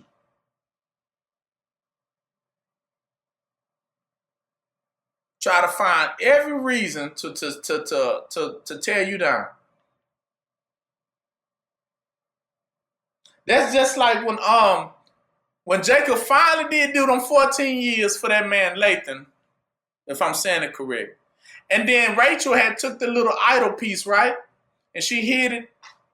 And trust me, Laban come riding down on Jacob, finna kill him and take everything what? Back from him. Only thing that permitted him from not doing so was Yah. When Yah said, you better not touch him. Because he did what he had to do. He did his 14. You owe him now. But he was finna find a way to go back and what? Not just curse him. He was finna ride down on Jacob. His intent was to ride down after Jacob did the 14 years for him and make him prosper. His intent was to now go ride down on him, accuse him of something, kill him, and take it all what? Take everything back. That's the name of the devil's game. Let you build it up and then find a reason to what? Take it all from you. Ain't that what they do to us? Matter of fact, that's the fate of every celebrity that don't even understand it. And they don't even know how much they in the blender. That's what's going to happen to all of their fates. Esau does not bless. He curses. He'll let you build it up. He'll let you work for it. And the ones who work the most for it, put in the most effort, they're going to build it up. But y'all going to what? Use them to come right back and find some sort of reason to take it all from them. It's a lie. That is vain. That's Michael Jackson, of course. These are key stories that you understand what vainness means. It's all in vain. They're not going to let you have it. It's just a trick. That's why you don't labor for the devil. He's lying to you. He's never going to bless you. He's going to make you go for it, do all that work. Like I say, like these celebrities who do even makes, like some of them, you can tell the ones who labor the most. These are the ones who really go out their way to curse Israel. Because that's what they tell me. If you curse Israel, you're going to be blessed. So they go out their way to do it. How do you know? Some of the names that went out their way to do it, I can tell you. Some of them was like Drake, meaning R. Kelly. Now, why I say these names? Because they are the most talented. See, the most talented ones are the ones who labored more than the rest of them. Right? They labored more. Like Michael Jackson, they labored more. They put in more what? Work, didn't they? They put in a lot of work in their craft, right? See, they gonna heap it up. But then the fate, like Jay-Z, Beyonce, they put in a lot of work. What is some of the work they put in? Man, they even had people killed and stuff just to obtain it, didn't they? They put in a lot of work to get to where they at. Now, when y'all get them, they're going to take everything from you. The ones who work the most, he said, the higher you go up, the harder you going to what?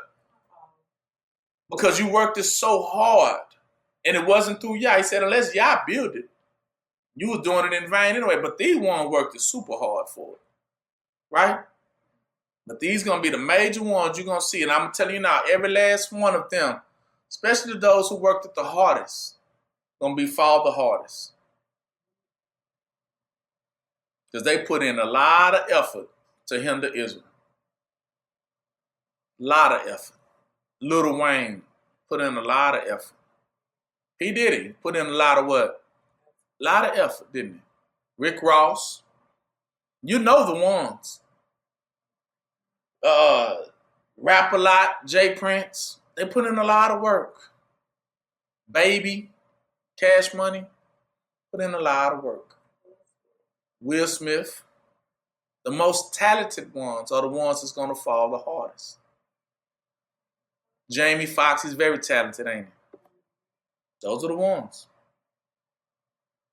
Because they put in a lot of work to hinder. How do you know? 1 Timothy 6.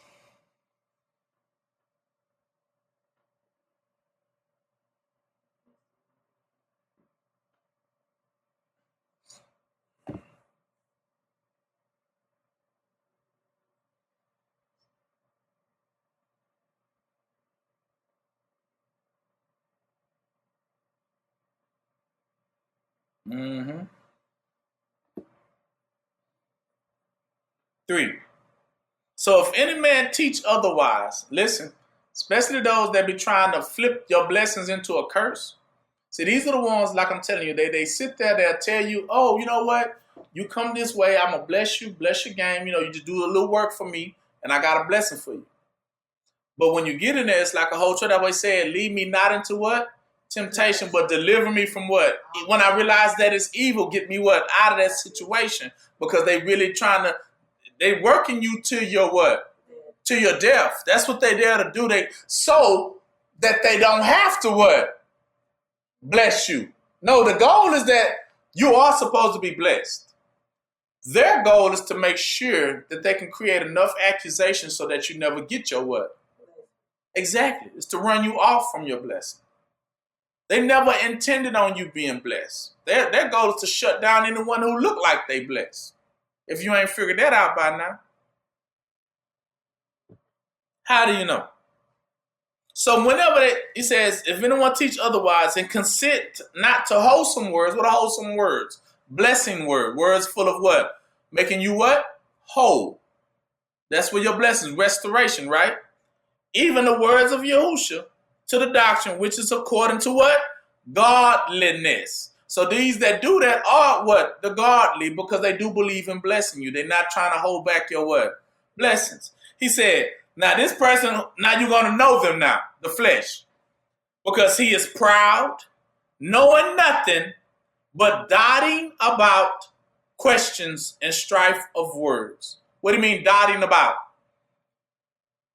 It's this little game that Edomites love to play. It's called fencing. You ever seen it? Fencing. They wear this little white outfit with this little mask, little metal mask, and they got two little skinny swords. Yeah, you ever seen them play it? They be ting ting ting ting, and they gotta put one hand behind the back, and they ting ting ting ting, and they. Now the name of the game is called fencing. But the sport in itself is a game that they play against us. The fencing is you trying to get to your blessing, and they keep trying to what? Fight it back until then they go on the offense until they hit you with an accusation that says, now you ain't getting your blessing. You dead. So, but the whole time you trying to get to your blessing, their goal is to keep ting, ting, ting, knocking your sword away from them. Like, I want my blessing. No, that's what I mean. Dotting about. Because you got to dart up and then you see them what? They'll dart back. So that means those are a line of what? Questions. The sword represents questions. Like, why I can't get my stuff now? Why? Oh, because you need to do this. Why can't I get my blessing? Because for Tink, you need to do that. Is it right here? The Tink no is over there. You ain't did this yet. So they're what? Tarrying what? With you. It's called fencing. And then they playing the game until they get an opening. And then now they accuse you, saying, well, now we can't give it to you because, look, you messed it all up. You messed it all up. You couldn't hold the sign. I told you to hold the sign up. Now look at you. You failed. Get out of here, you infidel, right? No blessing for you. You're cursed. Go to hell, right? You're like, what? So that's what the tinging is. Ting, ting, ting. They blocking back what? All those accusations against them. Because they know they owe who? You. So they made it into a sport for themselves to play. Right? And they wear all white to try to prove that they were innocent. Pure. And we really do want to bless you, but we do want to bless. We innocent of it. We not guilty because we do want to bless Israel. We do. But, and it's always the what? Every time they ask them for reparations, they come with the what? The but. Not yet because we have to do that. Ting, no, because we gotta do that first. Ting, no, let's look at we gotta take care of the Indians first. Ting, no, we gotta take care of the Chinese first. Ting, no, we gotta take care of the Africans first.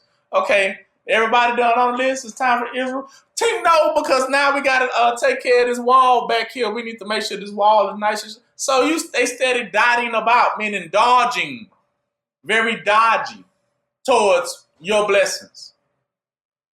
They just won't what? Give them to you. So they have to, instead of giving you your blessings, turn the light on, they have to create lies and accusations that says that, well, I was about to bless you, but.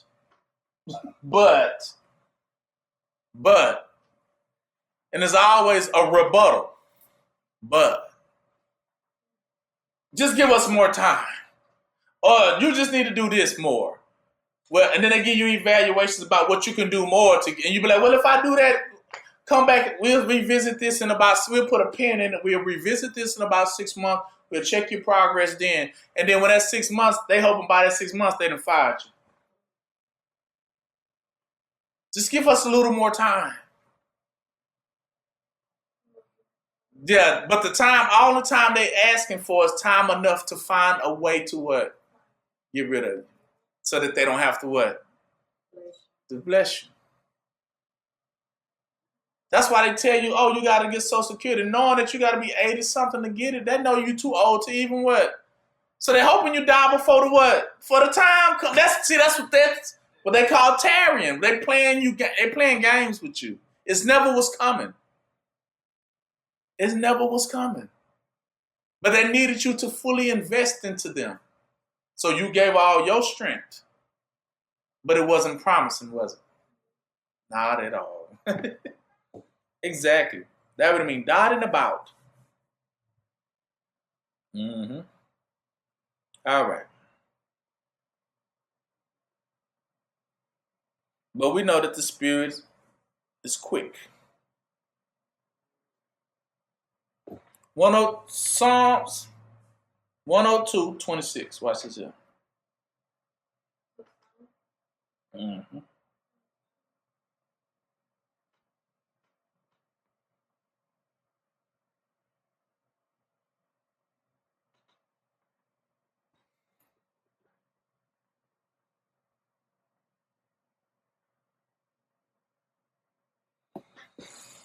See, this is what he says about them, because they love to dress up as wolf and what?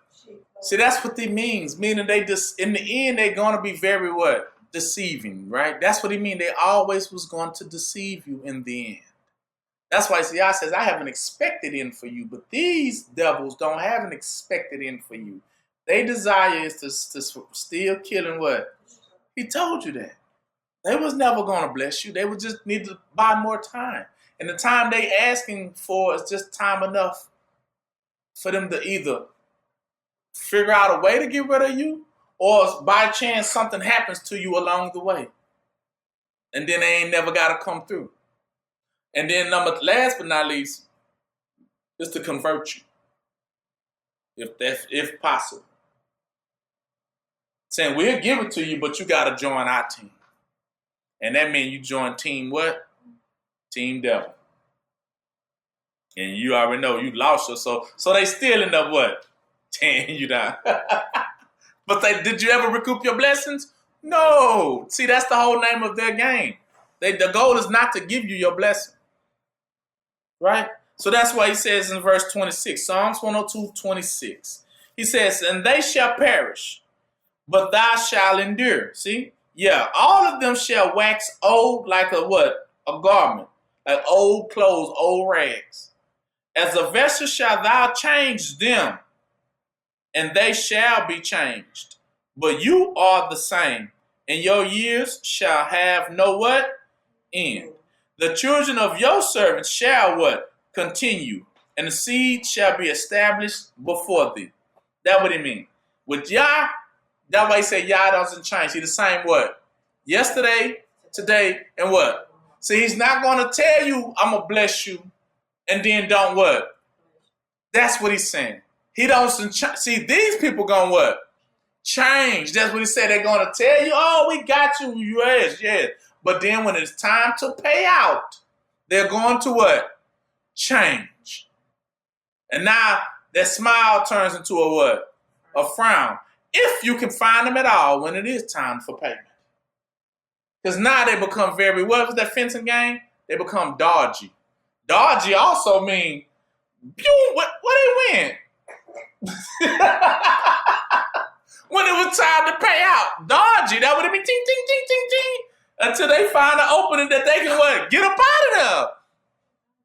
Dodging you. You ever say, why y'all dodging me for my money, right? She said it on Friday after next. She was talking about y'all, been dodging me about this rent. Y'all niggas go pay out. So yeah, that's what dodging mean. That's still fencing. It is to try to dodge the main reason why we are here. That's what it's called. You're dodging the real reason why we are here. You know, what did I come for? What did I initially came for? A blessing. You're dodging why we really what? Here. Let's get to the what? To the point. Why am I here? Well, I owe you a blessing. Can I have my blessing? Right? But flesh gonna what? Dodge that altogether and swear you got to put up some work to get it, right? But that work is just to make you what? Tarry. Why they start to figure out a way not on how they not finna what? Bless you. And they become very dodgy. It's like you make an agreement with somebody. That's what Yah says. When he makes an agreement, he's the same yesterday, today, and forevermore. He makes promises that he can guarantee he gonna what? They're gonna keep. People make empty what? That they had no intent in what? Keep. At all. That's the thing about, that's why I said don't get caught up, if possible, don't get caught up with people who will sit there and promise you this, that, and the third, but then they change. Right when it's your blessing time. That's when they're going to change. That's how you know when it's going to change, because you can might as well mark that on the calendar.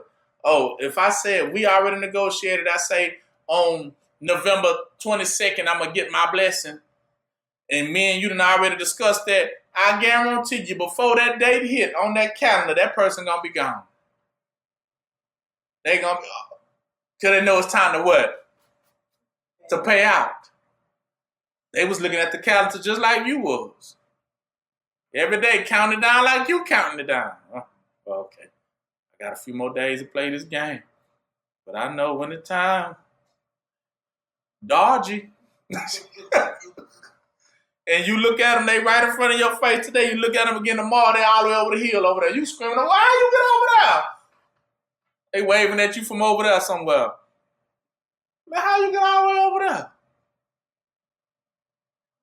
Well, now I got your blessing is right here, but you need to swim this ocean to get over here.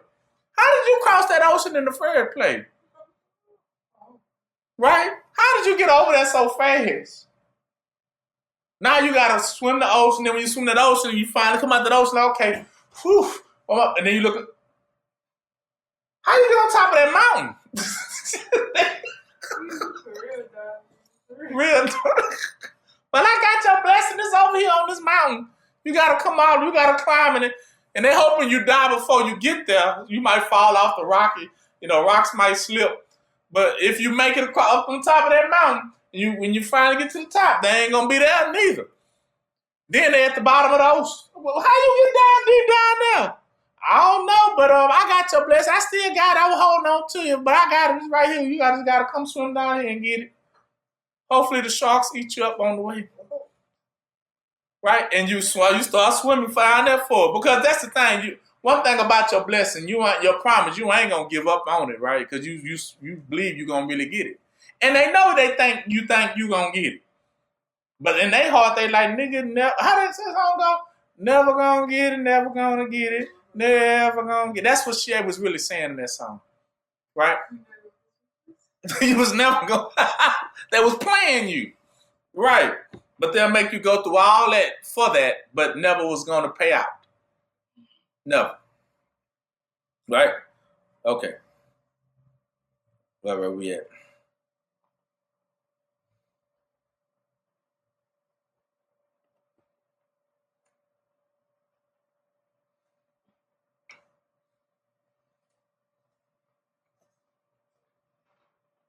Now, this is a key word I want y'all to understand about this, when it says behold. Write this one down, behold. But you're going to see this in the Bible a lot.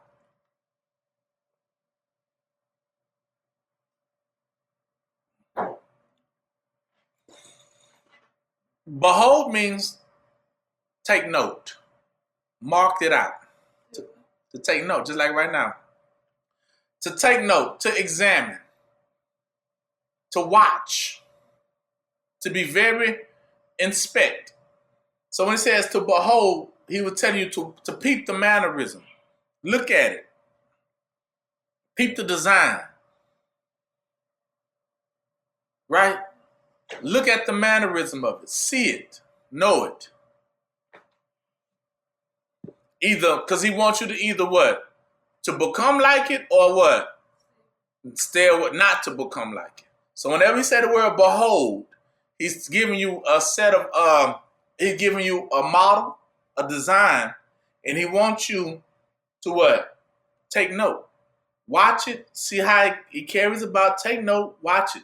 So, okay, it does this. It does that. And then once you figured out the design and you fully grasp hold of it, that's why Yahushua used to say, behold. Behold means to what? Take note. Take note of. Examine. Again, behold means to take note. To examine. When you see that word in the Bible, it means, behold means take note. Examine. Right? Because whatever you're seeing, whatever design you're seeing at this point, I want you to be very clear and careful of this. Because it's either for you to do or what? Not to do. So I'm going to need you to either mimic it. That's what I mean, the word become it. So that means in order to become something, you got to really pay attention to everything it does, right? And he's telling you at that point now, mimic it or follow. So when I tell you to behold, I'm either telling you to behold something because I want you to become something, but to become that model, or what? Or to not become that. So you need to take note. Pay attention, yeah, because that's when they say, whenever they say behold, they're telling you pay attention to what you're seeing or what I'm going to describe to you. Because at this point, you either got to become it. It's either for very good or what? Or very bad. But behold it because it is a whole spirit. It's a design. And you need to know it when you see it, right? Because it's not it being more than one person, right? Revelation 22.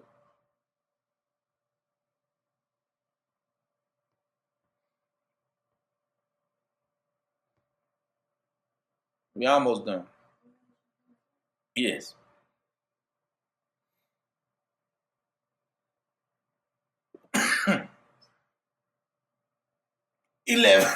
22:11. So we know when he says, he that is unjust, let him be unjust still. And he that is filthy, let him be filthy still. What is unjust? Unjust saying they was never going to give you your blessing in the first place. That's what unjust meaning. They ain't going to never give you what is just or justice. Justice is to give you everything that you are owed or deserve, right? So that's why I say unjust is to what? Never give it to you. That would mean they owe you a blessing, but they ain't gonna never what? That would say, so those that are unjust, let them be unjust still. He which is filthy. What does filthy mean? Filthy talking about because whenever you work for somebody that is unjust, they getting you what? Filthy. That what it mean. They dirtying you up. Because you ain't, they supposed to, instead of making you cleaner, they making you more what? Dirtier. Because you working for idols and devils and stuff like that, they're drawing you further from Yah instead of what? Closer. Because the goal is to clean you up for Yah. Their goal is to what? Dirty you up from against Yah. That's why they fill you up. They would say you become fat, remember? And you got so many teachings in you that you ain't supposed to what? Have. So those are courses you didn't even need to what? To take. That's what he said. Jehoshaphat has gotten what? Fat. Right? Didn't he say that? And he began to kick. Because all them other teachings that was not necessary. He says, let him be filthy still. He that is righteous, though, let him be what? Righteous still. And he that is holy. See, you know that these two are the very opposite of the other two. You see that? That's how I knew. Because righteous is the opposite of being unjust. And holy is the opposite of being what? You get it? That's what he's saying. Okay. And there you go. 12 says, and what? Oh, so stop right there. What does behold mean? Take note right quick. Take note. Pay very close attention of the design of the model. When the models walk on a catwalk, I need you to pay very close attention to how they finna to do this. So that you either know that this is what it is or this is what you shall not what do. Now, this is Yahushua speaking. So that's why it says, behold. He says, and behold, I come what? And my reward is what? To give every man according as his work shall be. That's why he says, behold. Because the Spirit is what? There you go. He's telling you, behold, my mannerism. I come what? See, when you know it's of Yahushua in the Spirit, because it comes what? Exactly. That's what he's saying. So, but he's telling you to pay attention. Behold, I come what? So you know if it's of me because it comes what? Blessings come. We said what's coming with him? My what? Reward is with me to give every man according as his work shall what? See, he's telling you, I come quick to reward you. I come quick to bless you. Promising, bless. It's promising with me. And it comes how quick? Very quick. It ain't no tarrying. Ain't no long waiting. That's what he's telling you. So when they say behold, that would mean. So now you can see it. Oh, okay. So if it doesn't come quick, they're what? They're tearing, they're playing games. And if they tearing with me, that means it was never what? It was never meant to be, or it wasn't coming at all. That blessing was never going to what? So that's why I say this is how the pastors got a lot of members in their church so caught up and so swayed, thinking that they had a blessing coming that was never what? That was never coming. Because he says it, behold, meaning understand, whenever you see this, you know that I come what? Quickly. Okay? I am Alpha and Omega, the beginning and the end, the first and the last. So blessed are they that do his commandments, that they might have right to the tree of life and may enter in through the gates into the city. So it's already telling you that these people already can go in the gate. The gate is already open. You ain't got to wait. I'm telling you the truth. You ain't got to wait for the gate to be open. For a person like you that is righteous, the gate is already what? That's what it means. It came quickly. Your blessings came what? Quickly. You didn't have to wait. You think you don't have your blessings now. All your blessings was already there. You're going to see. He said, for without a dogs and sorcerers, whoremongers, murderers, idolaters, and whoever love and make it of what? A lie. See, that's them. They're going to be on the outside. He said, I, Yahushua, have sent my angel to testify unto you these things in the church. I am the root and the offspring of David, and the bright and morning star. And the bride and the spirit, see, look, and the spirit and the bride say what? What they say? 17. Revelation 22:17. Come. And the spirit and the bride says, come. So how long? So when they says come, what does that mean? To tarry? You get it? They ain't even saying tarry. When they saying come, they mean what? Quickly. To your what? To your blessings. They not holding your stuff back. He said, so the spirit has always said moves what? Quickly. So that's why it says, the spirit says what? Come. Come on, get your blessing. I ain't trying to hold nothing back from you. Come on, get it while the getting is what? Good. And the bride say, who's the bride? That's the rest of Israel. He said, all of them speak the same way. They say what? Come. Meaning they ain't holding it back, are they? And let them hear say what? And then when you hear what they got to say, you're going to learn to say what?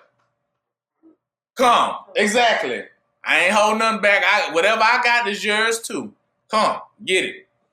And let him that is a thirsty. See now they getting their blessings. Let him that is thirst what? Come. And whoever will, let him take the waters of life what? Why you think it's freely? It didn't come with all that what? That tarrying did it. All that labor did it. See, that's how it works with y'all. The blessings don't come as freely. It ain't got no time to be all that extra stuff, right? So now, I testify, 18, I testify to every man that heareth the word of the prophecies of this book. What is the prophecy of this book? That means this book is what? Law. This book is what? Law. And this book brings about all of your blessings. So that's why he goes to say this, be very careful.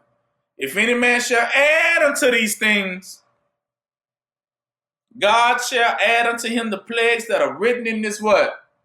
Because one thing you don't do, rule. Do not add no burden unto who? Israel. So you don't add nothing to their blessings. Y'all told you to bless them and not what? So that's what he means. Those who understand this law know that they shall not add no extra burden to who? To Israel. But what's already written in this what? See, this book says to do what? What the 17 said, the spirit and the bride says what? Come. So they saying come be blessed what? Freely, didn't they say that? Without what? Charge, without extra heavy labor, without many more days of prolong. No tarrying. So it says, so anyone that will add new laws to this book, saying, nah, it ain't that easy. You got to do this. And now we added another law. So this book is already what? This book is the original law. Hear me. This book is the what? Original.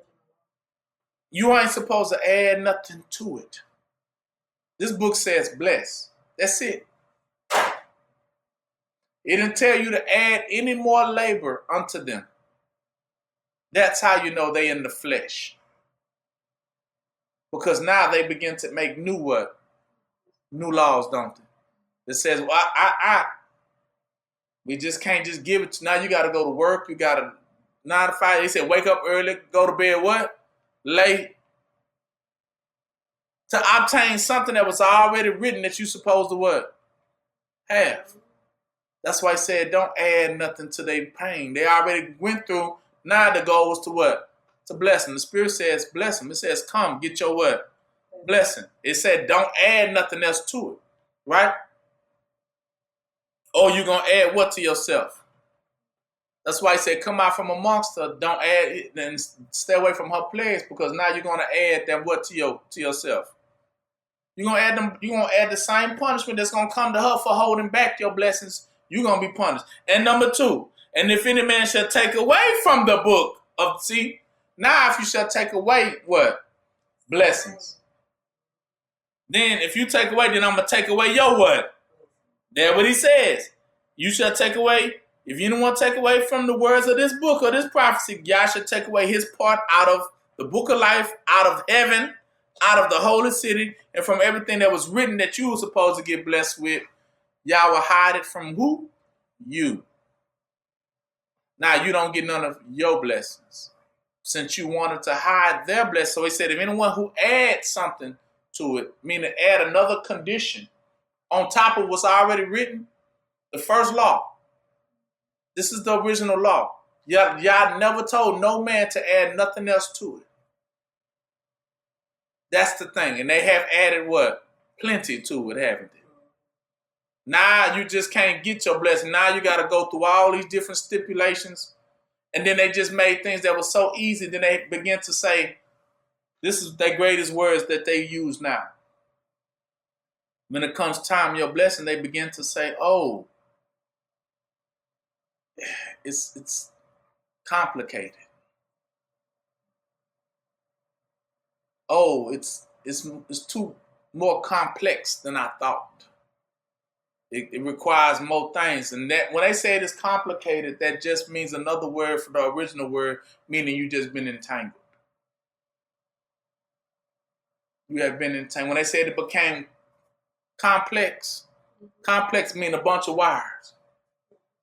Now you can't even understand green wire. When they said cut the green, well, all these wires, what I'm supposed to cut, right? Now they have made things more what? Complicated. Meaning they have gotten away of your what? Your blessing through more laws and more rules that hindered your blessings. When they supposed to just bless you. That's why he said, how can out of the mouth come blessings and what? Curses. You weren't supposed to do what? Curse. He says it's only supposed to be one or the what? Or the other. But if you say you're a man of a woman of Yah, you better not know what come out of your mouth. Especially if I told you to what? To bless them. If I sent them your way, that way said, for those who offend. See, what does offend mean?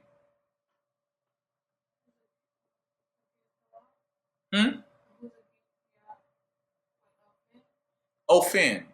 He said it's better for you to tie a milestone around your neck if you offend one of these little ones. To offend them is that you sat there and lied to them. You made them come your route, got them to, baited them in, and then you changed. That offended them. Because they, what? Not only that, but they what? You promised them, and so therefore they trusted you. So you offended them. That's what it means. By lying to them, and then you tried to curse them instead. When you was not supposed to what? That is to offend. Write that down. To offend. So when you see that, when it said, don't offend my little ones, do not lie to them. Do not trick them. Don't beguile them. Don't deceive them. Don't tell them you're going to bless them and then turn around and what? And withhold their blessing, because that will offend them. And Yah says it's better for you to tie a milestone around your neck. If you have ever said that I got you, and then turn around and be lying the whole time. That is to offend. To deceive them. To an empty promise. Because you said it was promising. If I go your route, I'm going to be blessed. Right? Because Balaam said it. He said, well, y'all told me not to curse them, but here you go. See, he offended Israel. Because why are you going to curse him when he was not supposed to what? And you knew that what it means. So Balaam would have been that offender. Because he knew not to add nothing to it. But he found the way, didn't he? He found the way. All right. So I got that out the way. Last but not least, I just want to give you this last little thing too, because this has been on my heart too. Add no other burden, right? We know that. Let their tables become a snare or a trap. Divine judgment. Okay. Revelations 15.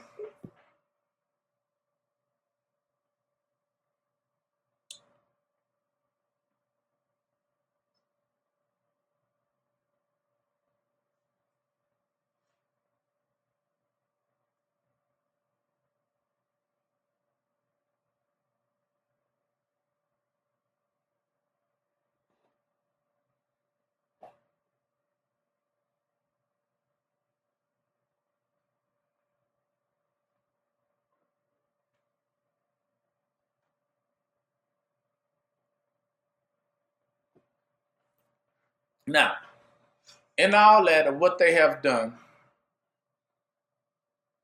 when Yahushua said it to him,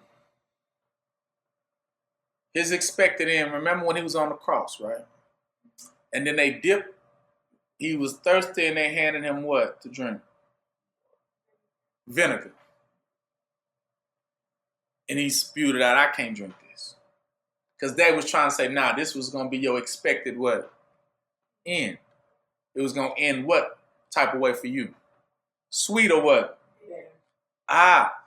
So, in essence, what they do is that they try to give you what's happening spiritually, Yah says it, is that what they did when they're supposed to hand you a cup of cold water, I mean, they're supposed to refresh you, but they actually handed you a cup full of what? But it's not vinegar at this point because it done got darker than that. Huh? Blood. Now what they actually handed you is a cup of blood because what's going to spill out of everything you do? It was for your death. So the end result going down that road that they sending you down is going to lead to your what? Exactly. Because your death, destruction, and you're going to lose everything. They know it already. It's already planned out that way for each and every last one of us. They're going to offer you an opportunity to tell you that you're doing something good for Yah, but it's really you working for who? Devils. And these devils are never drawing you closer to Yah. They're trying to draw you what? Away from Yah. But then once they draw you further away, then after that point, they get you so far away that they can begin to accuse you of doing evil, and then they're going to hand you a cup of what? Because they're going to say, not drink this. And it's going to be blood. A rotten end. That's what they mean. You deceive me. You trip.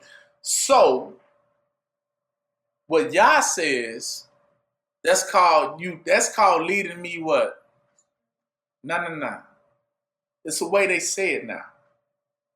He said, you have led me captive. So therefore, then Yah says, oh, since you led them to their destruction, captive means you led them to their what? Blind leading to what? You leading them to, and he said they both gonna fall into what? A pit or a ditch, right? You see, I mean, you're gonna be shipwrecked. You're gonna lose it all. It's set up that way. It's because when you mess up at your job, what they're gonna do? They're gonna fire you, and then when they fire you, you're gonna lose it all because you won't be able to pay for this. You won't be able to take care of that. And then everything gonna fall apart. They know that. That's why they trying their best to what? To do that. So they're not going to bless you. Their goal is to make sure you run into that brick wall and they got you. That's all they there for. So Yah says that since you giving my people blood to drink, watch this here. 16 says, and I heard a great voice out of the temple saying to the seven angels, okay, go your way and pour out the vials of the wrath of Yah upon the earth. And the first went and poured out his vial upon the earth, and there fell a noisome and grievous sore upon men, which had the mark of the what? And upon them which worship this image. Now, when y'all want to know what the mark of the beast is, okay, so what is the mark of the beast? So that's what he's telling you. That's that spot of that blemish. That's that mindset to steal. Instead of setting them free, you're doing what? Captive means to what? Enslave. So instead of setting them free, you still have the mindset to what? Enslave them. That's what the mark of the what? Means. You still have a mind of captivity. You were supposed to be a blesser, but instead you don't know how to do that because your mind always reverts back to what? I got a nigga working for me. I'm going to what? Take what? advantage. So the mark of the beast is the mindset of what? Enslaving. That's what a beast does. He an animal. He don't know no better. He don't see you as a man. He don't see you as a woman. He just see you as what? Right. Somebody that he can, food, a meal. How they say, sometimes see that dollar sign when they look at you, you turn to it like a dollar sign. Or for some people, turn to a meat, a steak or something. That's what they saying to you. That's what they say, mark of the what? The beast, because that's all they see you as. They don't see you as somebody that's going to be set free. They see you as just being a slave. So that's them who have that mark. That's a blemish. That is a spot on them. They're not clean. They what? Filthy and what? Filthy still. They dirty. Their mind has never been cleansed from that thought.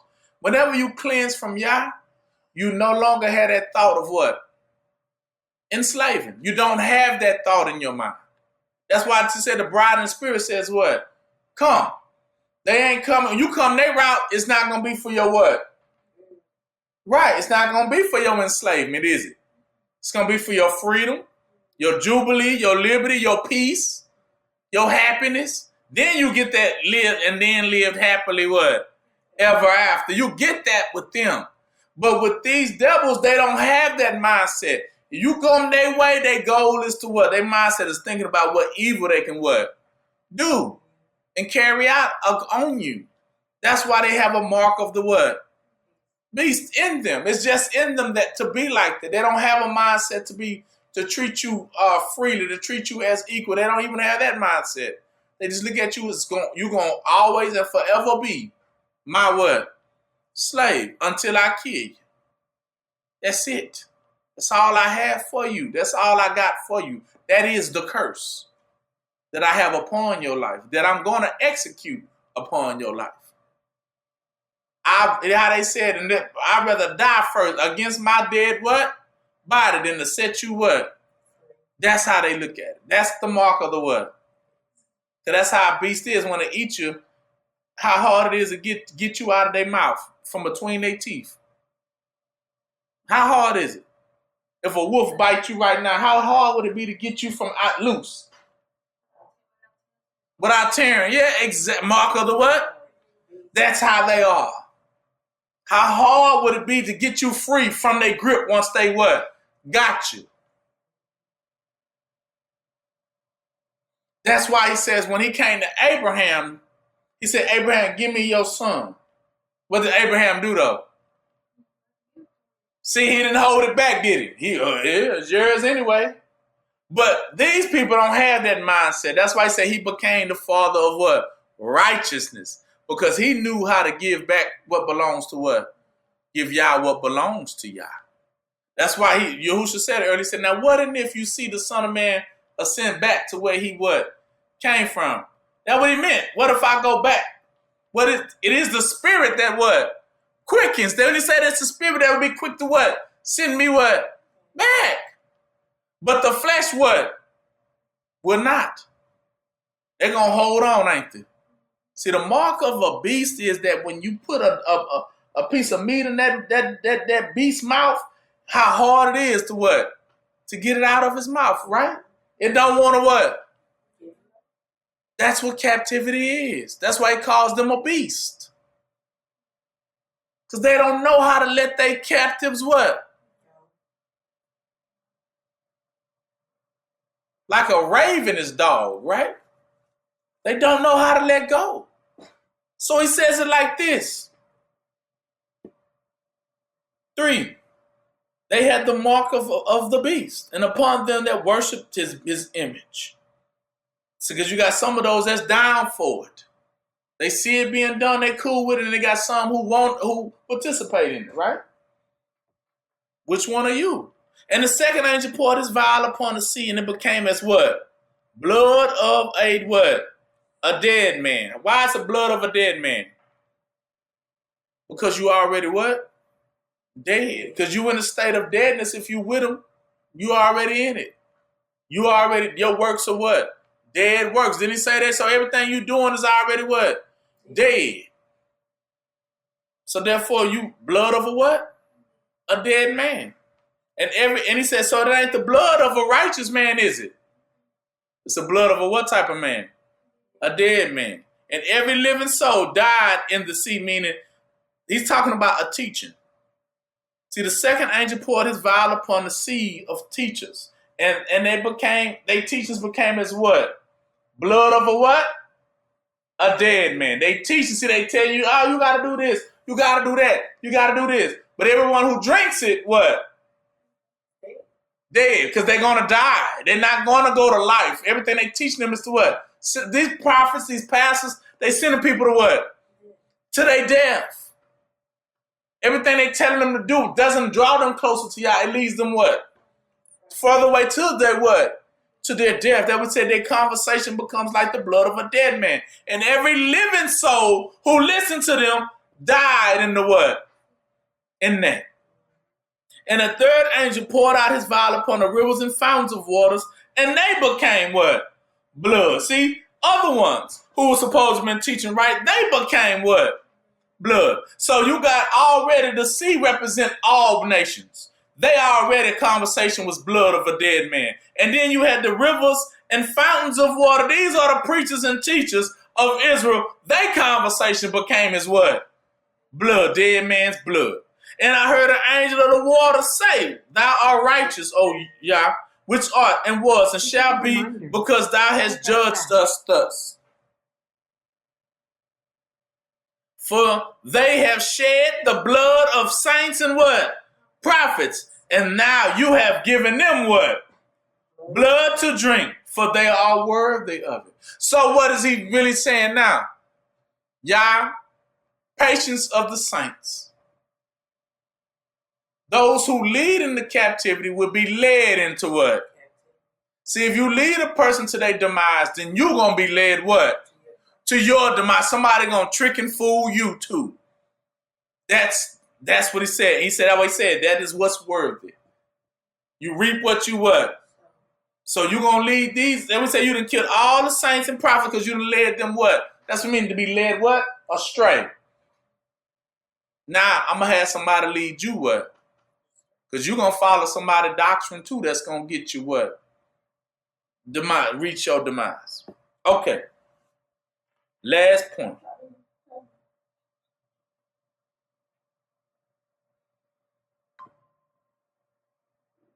Now, Galatians 6. This is going to be it.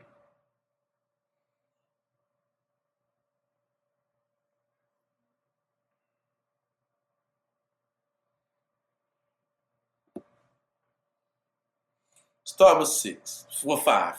First of all, Galatians 6 and 5. First of all, last but not least, for every man shall bear his own burden.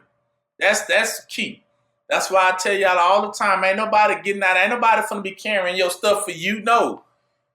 You got to get yourself right with y'all, just like we all do. This is an individual thing, right? Because we're going to lead you, that's how I said, people going to lead you to the water, but they can't make you what? Exactly. So you either going to drink the water or you're going to drink what? Exactly. That's what it is. So either you're going to drink this water that's going to lead to life or death, or you're going to drink this cup of somebody else that's going to lead you to your destruction. You're going to follow them, and they're going to lead you what? Astray. So that's what it's going to be. But you're going to bear it, whether you know it or not. You already chained to it. If you ain't full of crap, captivity going to be led what? That's the chain. You already chained to it and don't even know it. But if you of light, then you're going to be chained to what? To light, and you're going to live. So 6 says, so let him that is taught, see? Let him that is taught in the word, what? Communicated unto them that teacheth in all good things. So if you being taught, you and the teacher that's teaching y'all going to have a collaboration. You're going to begin to communicate properly. To communicate is the same way how blood flows in the body, doesn't it? To communicate.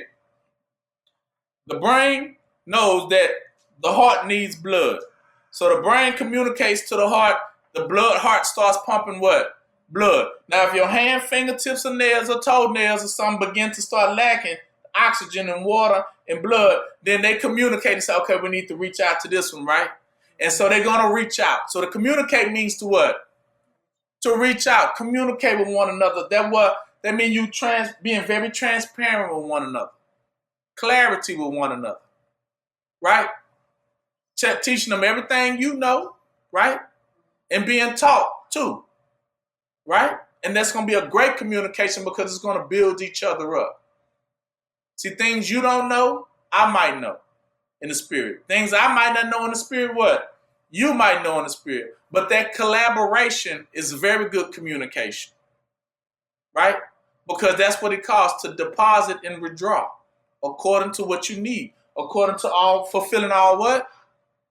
Righteousness. See, it still goes back to that. You got to fulfill what? So y'all going to send you to different people that you need to do what? Communicate with. Exactly. That you can be built up because, you know, y'all send to this person for a season or that person for a season, right? That way you can be fully what? Built up. Because it's all about, this is the thing, when you go to these different ones, they're building you up with principles. Remember, I told you it's two gatherings. It's an outwardly, people think that it's an outward gathering, but in the true ones of the spirit, no, it's a what? It's an inward gathering that you need. It's an inward gathering that you do need. It's not an outward. Y'all would say you have done away with the weightier matters, Yahushua will accuse you of and say, man, you worried about this little stuff when you should be focused on the big stuff. How you know? Watch this here. 7, be not deceived. Yah is not mocked. For whatsoever a man soweth, that shall he also reap. For he that soweth to his flesh shall of the flesh reap what? Corruption. So if you gather on the outside, you're going to gather what? Corruption unto yourself, and you don't even know it. But he that soweth to the spirit, meaning those that gather into the spirit, shall of the spirit reap what? Everlasting life. Remember, because this one is fulfilling all what? Righteousness. So in this crazy world going on right now, where everybody figuring out what do we need to be gathering, he's giving you the key. Stop worrying about the outwardly gathering and start dealing with your what? Because that's what you're going to need to make it. But those that don't have this understanding think it's about the outward stuff you have. And you see them people moving like that. You see it. People going buying up all the toilet paper and stuff. People buying, you're like, all that stuff that's going to save you, and then you got all that toilet paper. Right? But some people do it, right? Because they think in their mind, I need all these things. That's what's going to save me. But it's not an outward what? It's going to be an inward. It's revealing the game. 9, and let us not be weary in well-doing, for in due season we shall reap if we faint what? Not. So it's telling you, don't be weary in well-doing, but for in due what? Season. So that means everything comes in this what? So, y'all, you don't have to gather something too early. That's what y'all be trying to really let us know too, because some of us do. We be like that. We love to gather stuff too early, and then it go to waste. See, it's a time and place for what? For everything. So you ain't got to be worried about saving up canned goods for something that's going to happen in 2032. Right? That's too early. Anything can happen in between time. Then you're going to realize, dang, that was way too early. But you'll know when that season comes, because that's when y'all going to make it happen in that season. Y'all, because y'all sees everything ahead of time, but y'all always plans what? Ahead too. But trust me, when that time comes, you're going to know because y'all going to make a way for you. See? So you don't have to worry about those things. But just focus on what? Your inward what? Gather. Exactly. All right. And we shall reap in due season if we faint not. Now, the faint not means, oh, Lord, I'm tired of this. I want some outward meat. Nah. Right now, I want some stuff I can see. They said, walk by faith and not by what? As we have therefore opportunity, let us do good unto all men, especially unto them who are of the household of what? Faith. So he said, especially to them. Let us do good unto all those that are Israel. Household of faith means those that are just like you of Israel. That's what the communication comes from. Now, give you the real game. Ye see how large a letter I have written unto you with my own hands, because by now you should be able to see this here.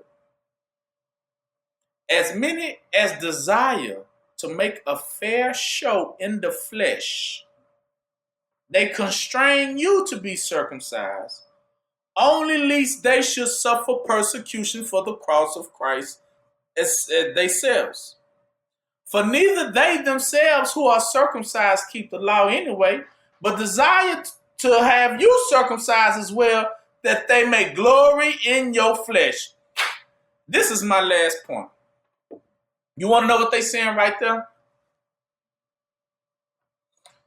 You know why they don't like good people? Why Cain didn't like Abel? He was jealous. And he says the reason why Cain didn't like Abel, because he said that because Abel's works were what? Righteous, and his works were what? Evil. Why? According to what he was what? Doing. What he was gathering, his works. I would say his works.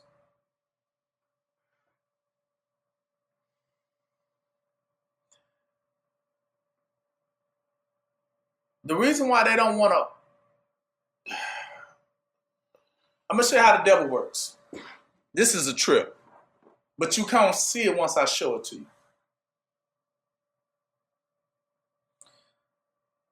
The devil says his teachings is filthy, right? So what he does is he has taken some things, stolen some things. When I'm talking about Esau, stolen a lot of things that he wasn't supposed to steal. But I don't think y'all understand the gravity of what he has stolen. So can I be a little bit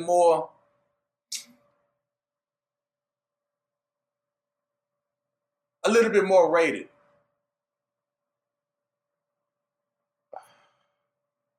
Sometimes they'll show this one person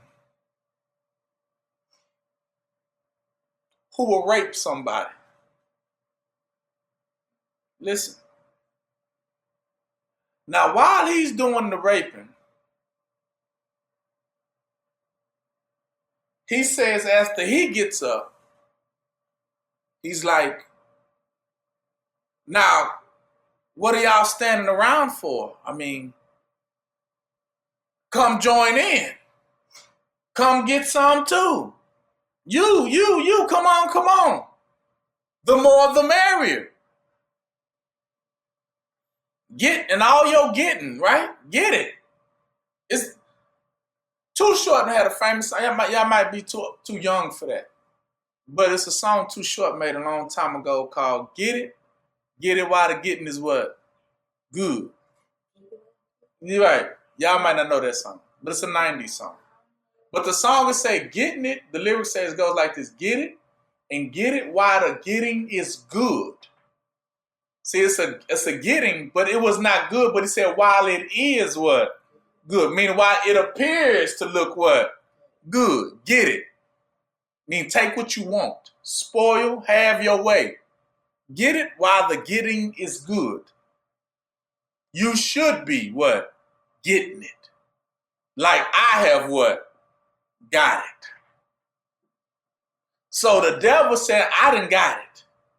Esau says, I done got it.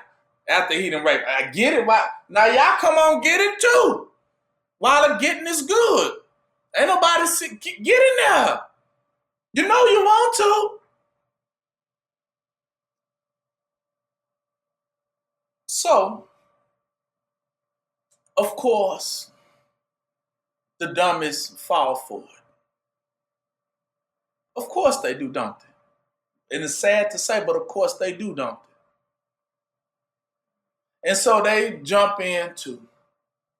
Now, what has happened? Now it becomes blown out of what? Proportion. And what happens at that point is the original one by him saying everyone join in, has secretly what? Bagged out of there. And so now in the midst of confusion and all thy getting what? Get some what? Understanding. See, because what he has just done, nah,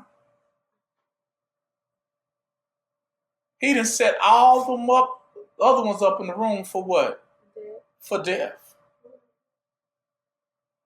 Right? See, that one that just got raped was Israel.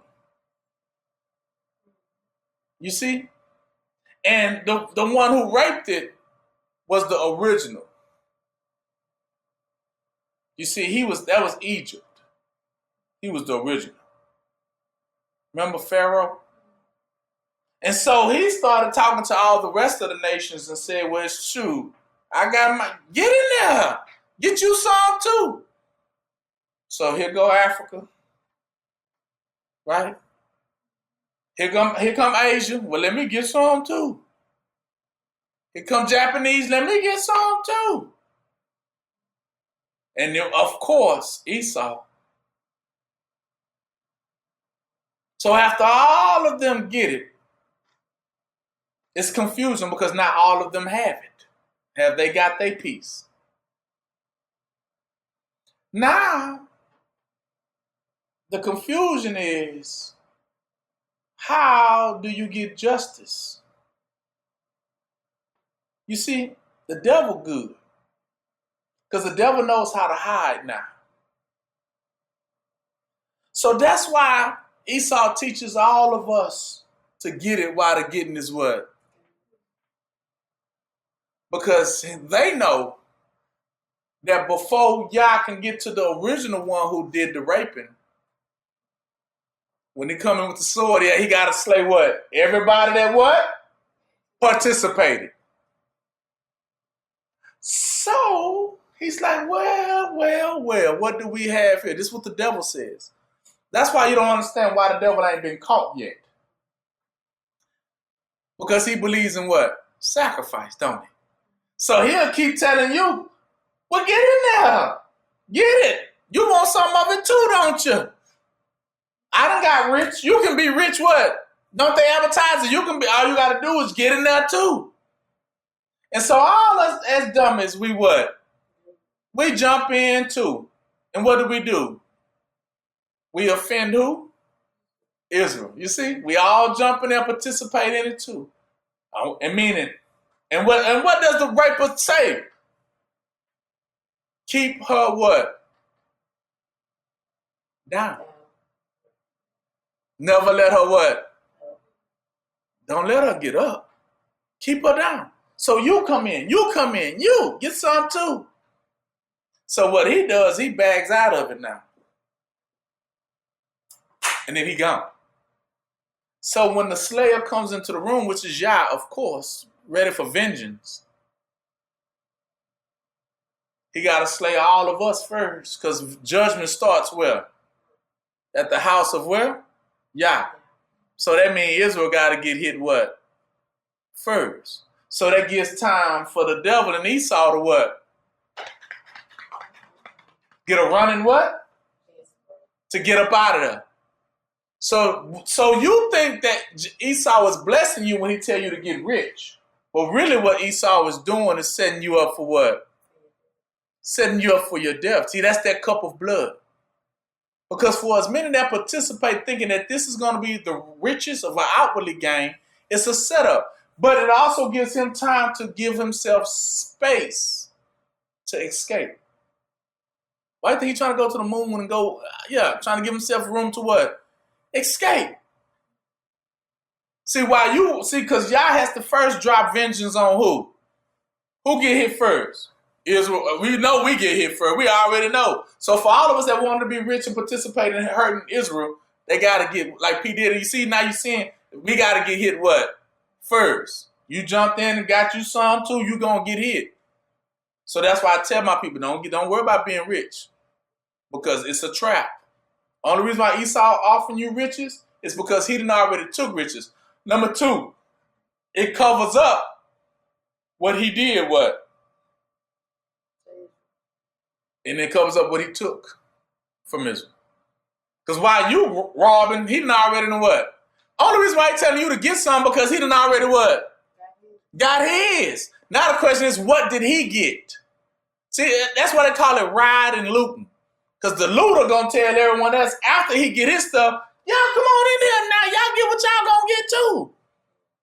But that's the thing, he was only hiding what he took. I'm trying to give y'all some great wisdom. He took a whole lot and ran. But he needed the cops to have something else to what? Focus on. So that's why he told you, come join in. Come join in. Because while they sniffing y'all trail, I'm on the what? I'm getting up out of here. So the devil that's why he call the devil what? An accuser. Because now what is he doing? Steady accusing. Every time he tell you to get it, and then once you get it, he gonna what? Accuse you, so y'all has to slay who first? You. While he still makes some what?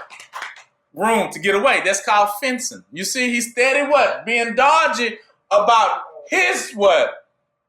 That's why he said the devil had but a short time, because who's supposed to really be getting judged? So what did he do?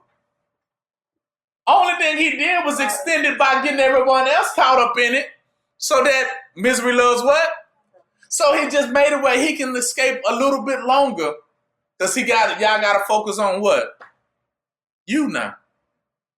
That's how the devil plays the game. That's the call to tarry. See, the devil, he's saying, like Job, right? This is how he got Yah with Job. He say, Yah, why you didn't get Job? Job did this, Job did that. See, what is he doing? What is the devil doing? No, he's buying what? Buying time. Exactly. The devil is buying time. By every time he get one of Israel to sin, he buys himself what? A little bit more time.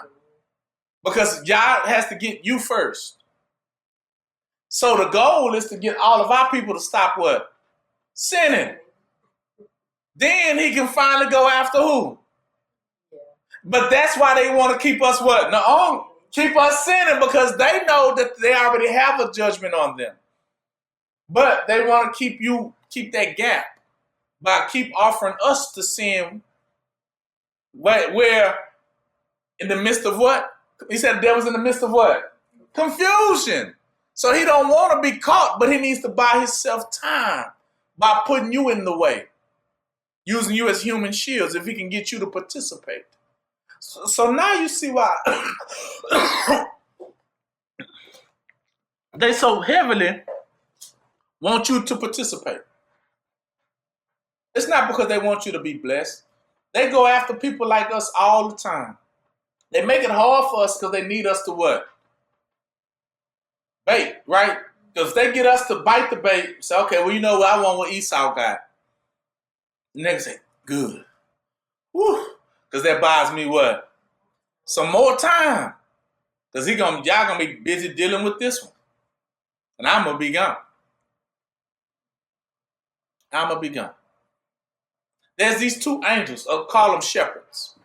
One shepherd is in the lost books. One shepherd is the one who dances around, and the shepherd of Hermes, he dances around and offers us a doctrine. He be skipping about.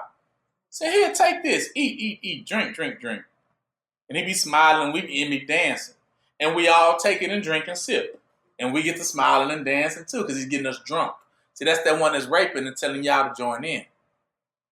Right? And then once we join in, he's making room to get what?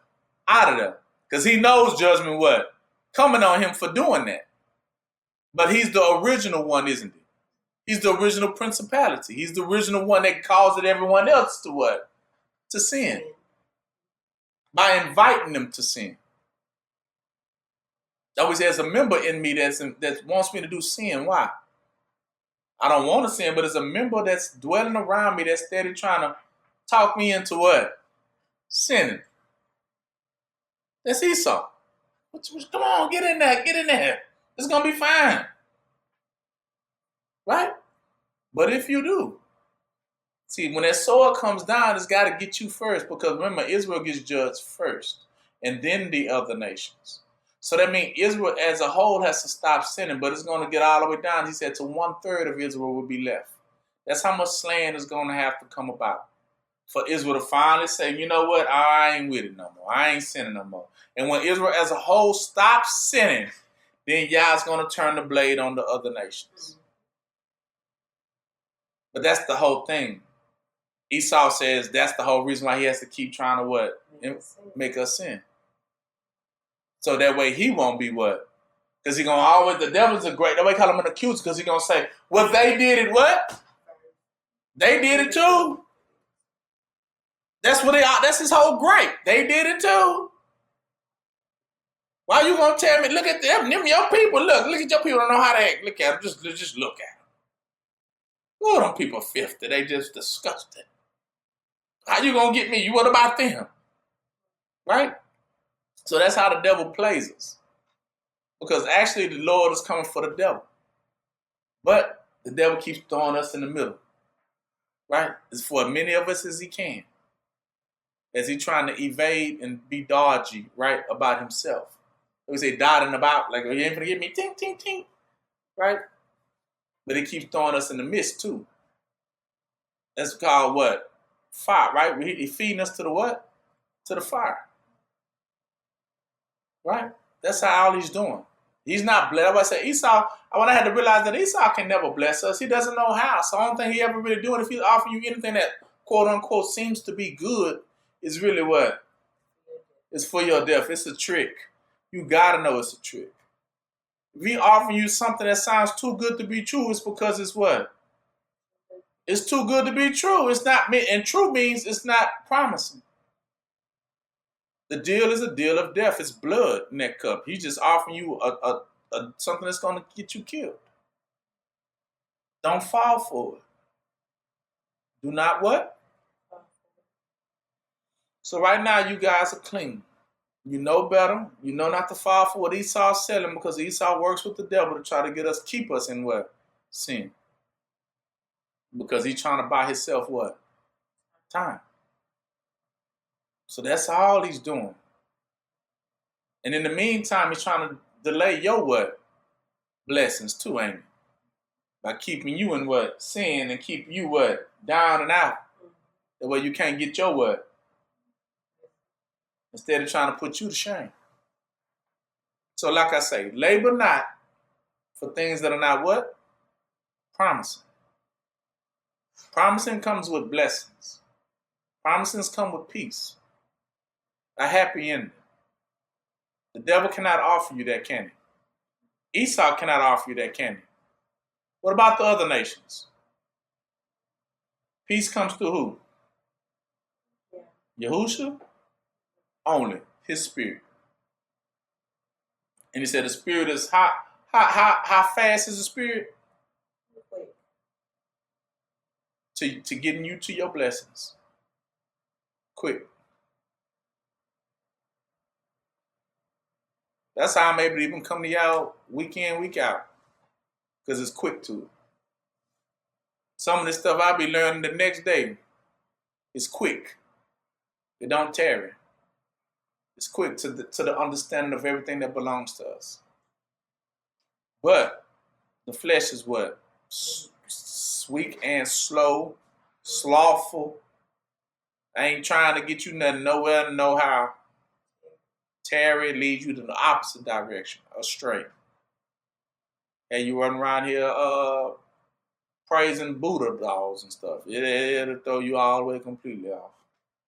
So with that, that's going to conclude our family day. Yeah, that's definitely good. And I think y'all definitely can understand it in your journey, right? Don't fall for it. Be careful of these people out here trying to deceive you, because there's a lot of devils out here, right? They're trying to lead you what? And that's exactly what they're out here to do, because they know that leading you astray keeps them going afloat and it keeps you from your blessings, right? But the goal is to stay in the spirit, because the spirit is all about getting you to your what? Your blessings and your inheritance. Follow the spirit, not the what? The flesh, right? So flesh is always about outwardly gathering, but the spirit is about what? Inwardly gathering. I mean, that's why you remember when he says that we must fulfill all what? All righteousness. So if there's anything out there in this world that's righteous to do, we must what? Fulfill it, and that means to participate. If it's a good, righteous thing to do, what? Participate. Okay? But if it's something that doesn't lead to righteousness, don't what? Don't participate. That's all I'm saying. Because it's not going to lead you to your blessing. It's not going to lead you. It's not going to grant you more time. It's anything. It's going to take away some what? Time, energy, strength. It's going to just drain you, isn't it? Anything that's not giving life is doing what? Draining you of what? That's why he called them types of vampires, right? Anything that ain't giving you life ain't doing nothing but draining you of what? So we're not trying to get ourselves entangled with anything that drains life, but only of things that what? That give life, eternal life, right? So seek out those things. If it's righteous, if it's good report, if it's anything that is lively, that you know is good to do, those things you can participate in. But Yah will show you through the Spirit. It's not you. The Spirit will show you everything that you need to participate in. Because the inwardly gathering last is bringing about a character in you, right? A swagger in you that you need. Principles. Because you don't have principles. Principles keep you firm in this world. It's like part of having integrity.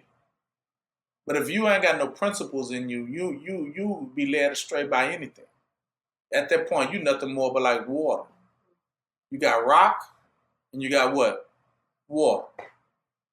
Principles are established upon rocks. Dust and water and mud they ain't got no principles at all. They can care less. Right? So be those that are established, because Yah is trying to bring upon you principles. That's what the inwardly gathering is. Because it is a certain type of person you're supposed to be. Right? Before you can meet Yah. And that's what Yah expects you to be. It's not, and these principles, I'm going to give you a little secret. The principles that you need in you, it's only like a few. So it's going to be a few people you're going to have to meet along the way. But guess what? After they done with you,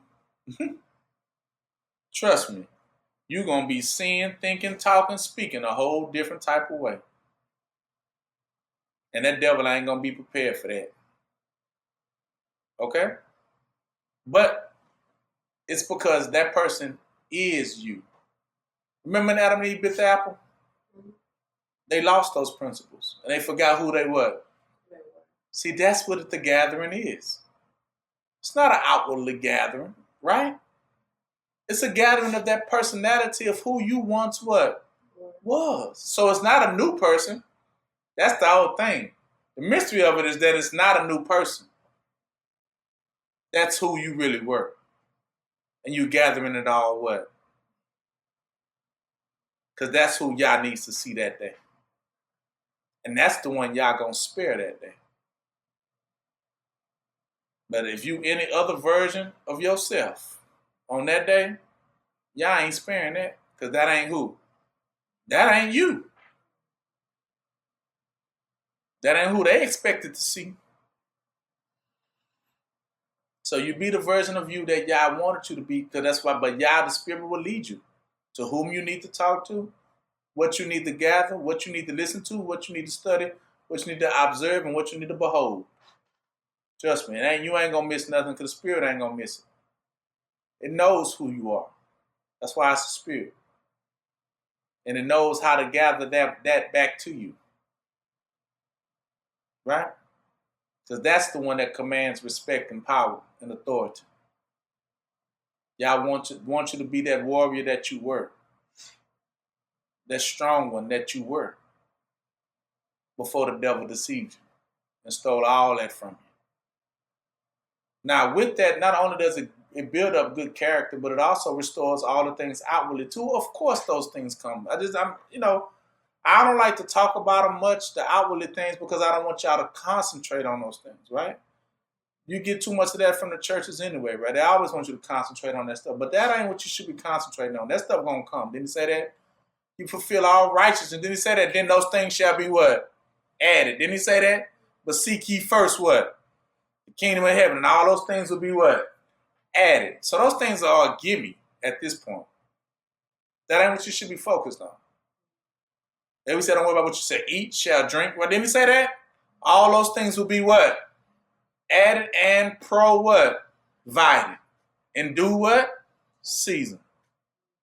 Don't worry about those things. Just concentrate on the inward gathering. I'm teaching you how you're going to survive out here. And not only survive, but to be able to rule out here. Y'all ain't looking for no weak-minded people out here. And you are not weak-minded. Especially once you gain back your mind. And that's what you need to gain back. Not that weak-minded, that gullible you. That ain't who y'all looking for. That's why y'all will gain you back to who you really are. Trust me, you're going to love that version of you. Trust me, you will. You're going to love that version of you. Because that was who you really were. That's what you have to gain back. But it takes teachings like this to get you back to that point. Right? And like I say, in these marriages, it's to death what? You know it. You in it until you learn everything you have to learn. Then after that, if Yah permits that you need to learn anything else, then Yah will what? Will provide it. But you stay under your teachings because you know your teachings are what? Are good. They're promising. They will lead to life. Right? All right. So with that being said, that's going to conclude our family day. Let's pray. Thy heavenly parent, which art in heaven, hallowed be thy name. Thy kingdom come. Thy will be done on earth as it is in heaven. Give us this day our daily bread. Forgive us of our debts as we forgive our debtors. And lead us not into temptation, but deliver us from all evil.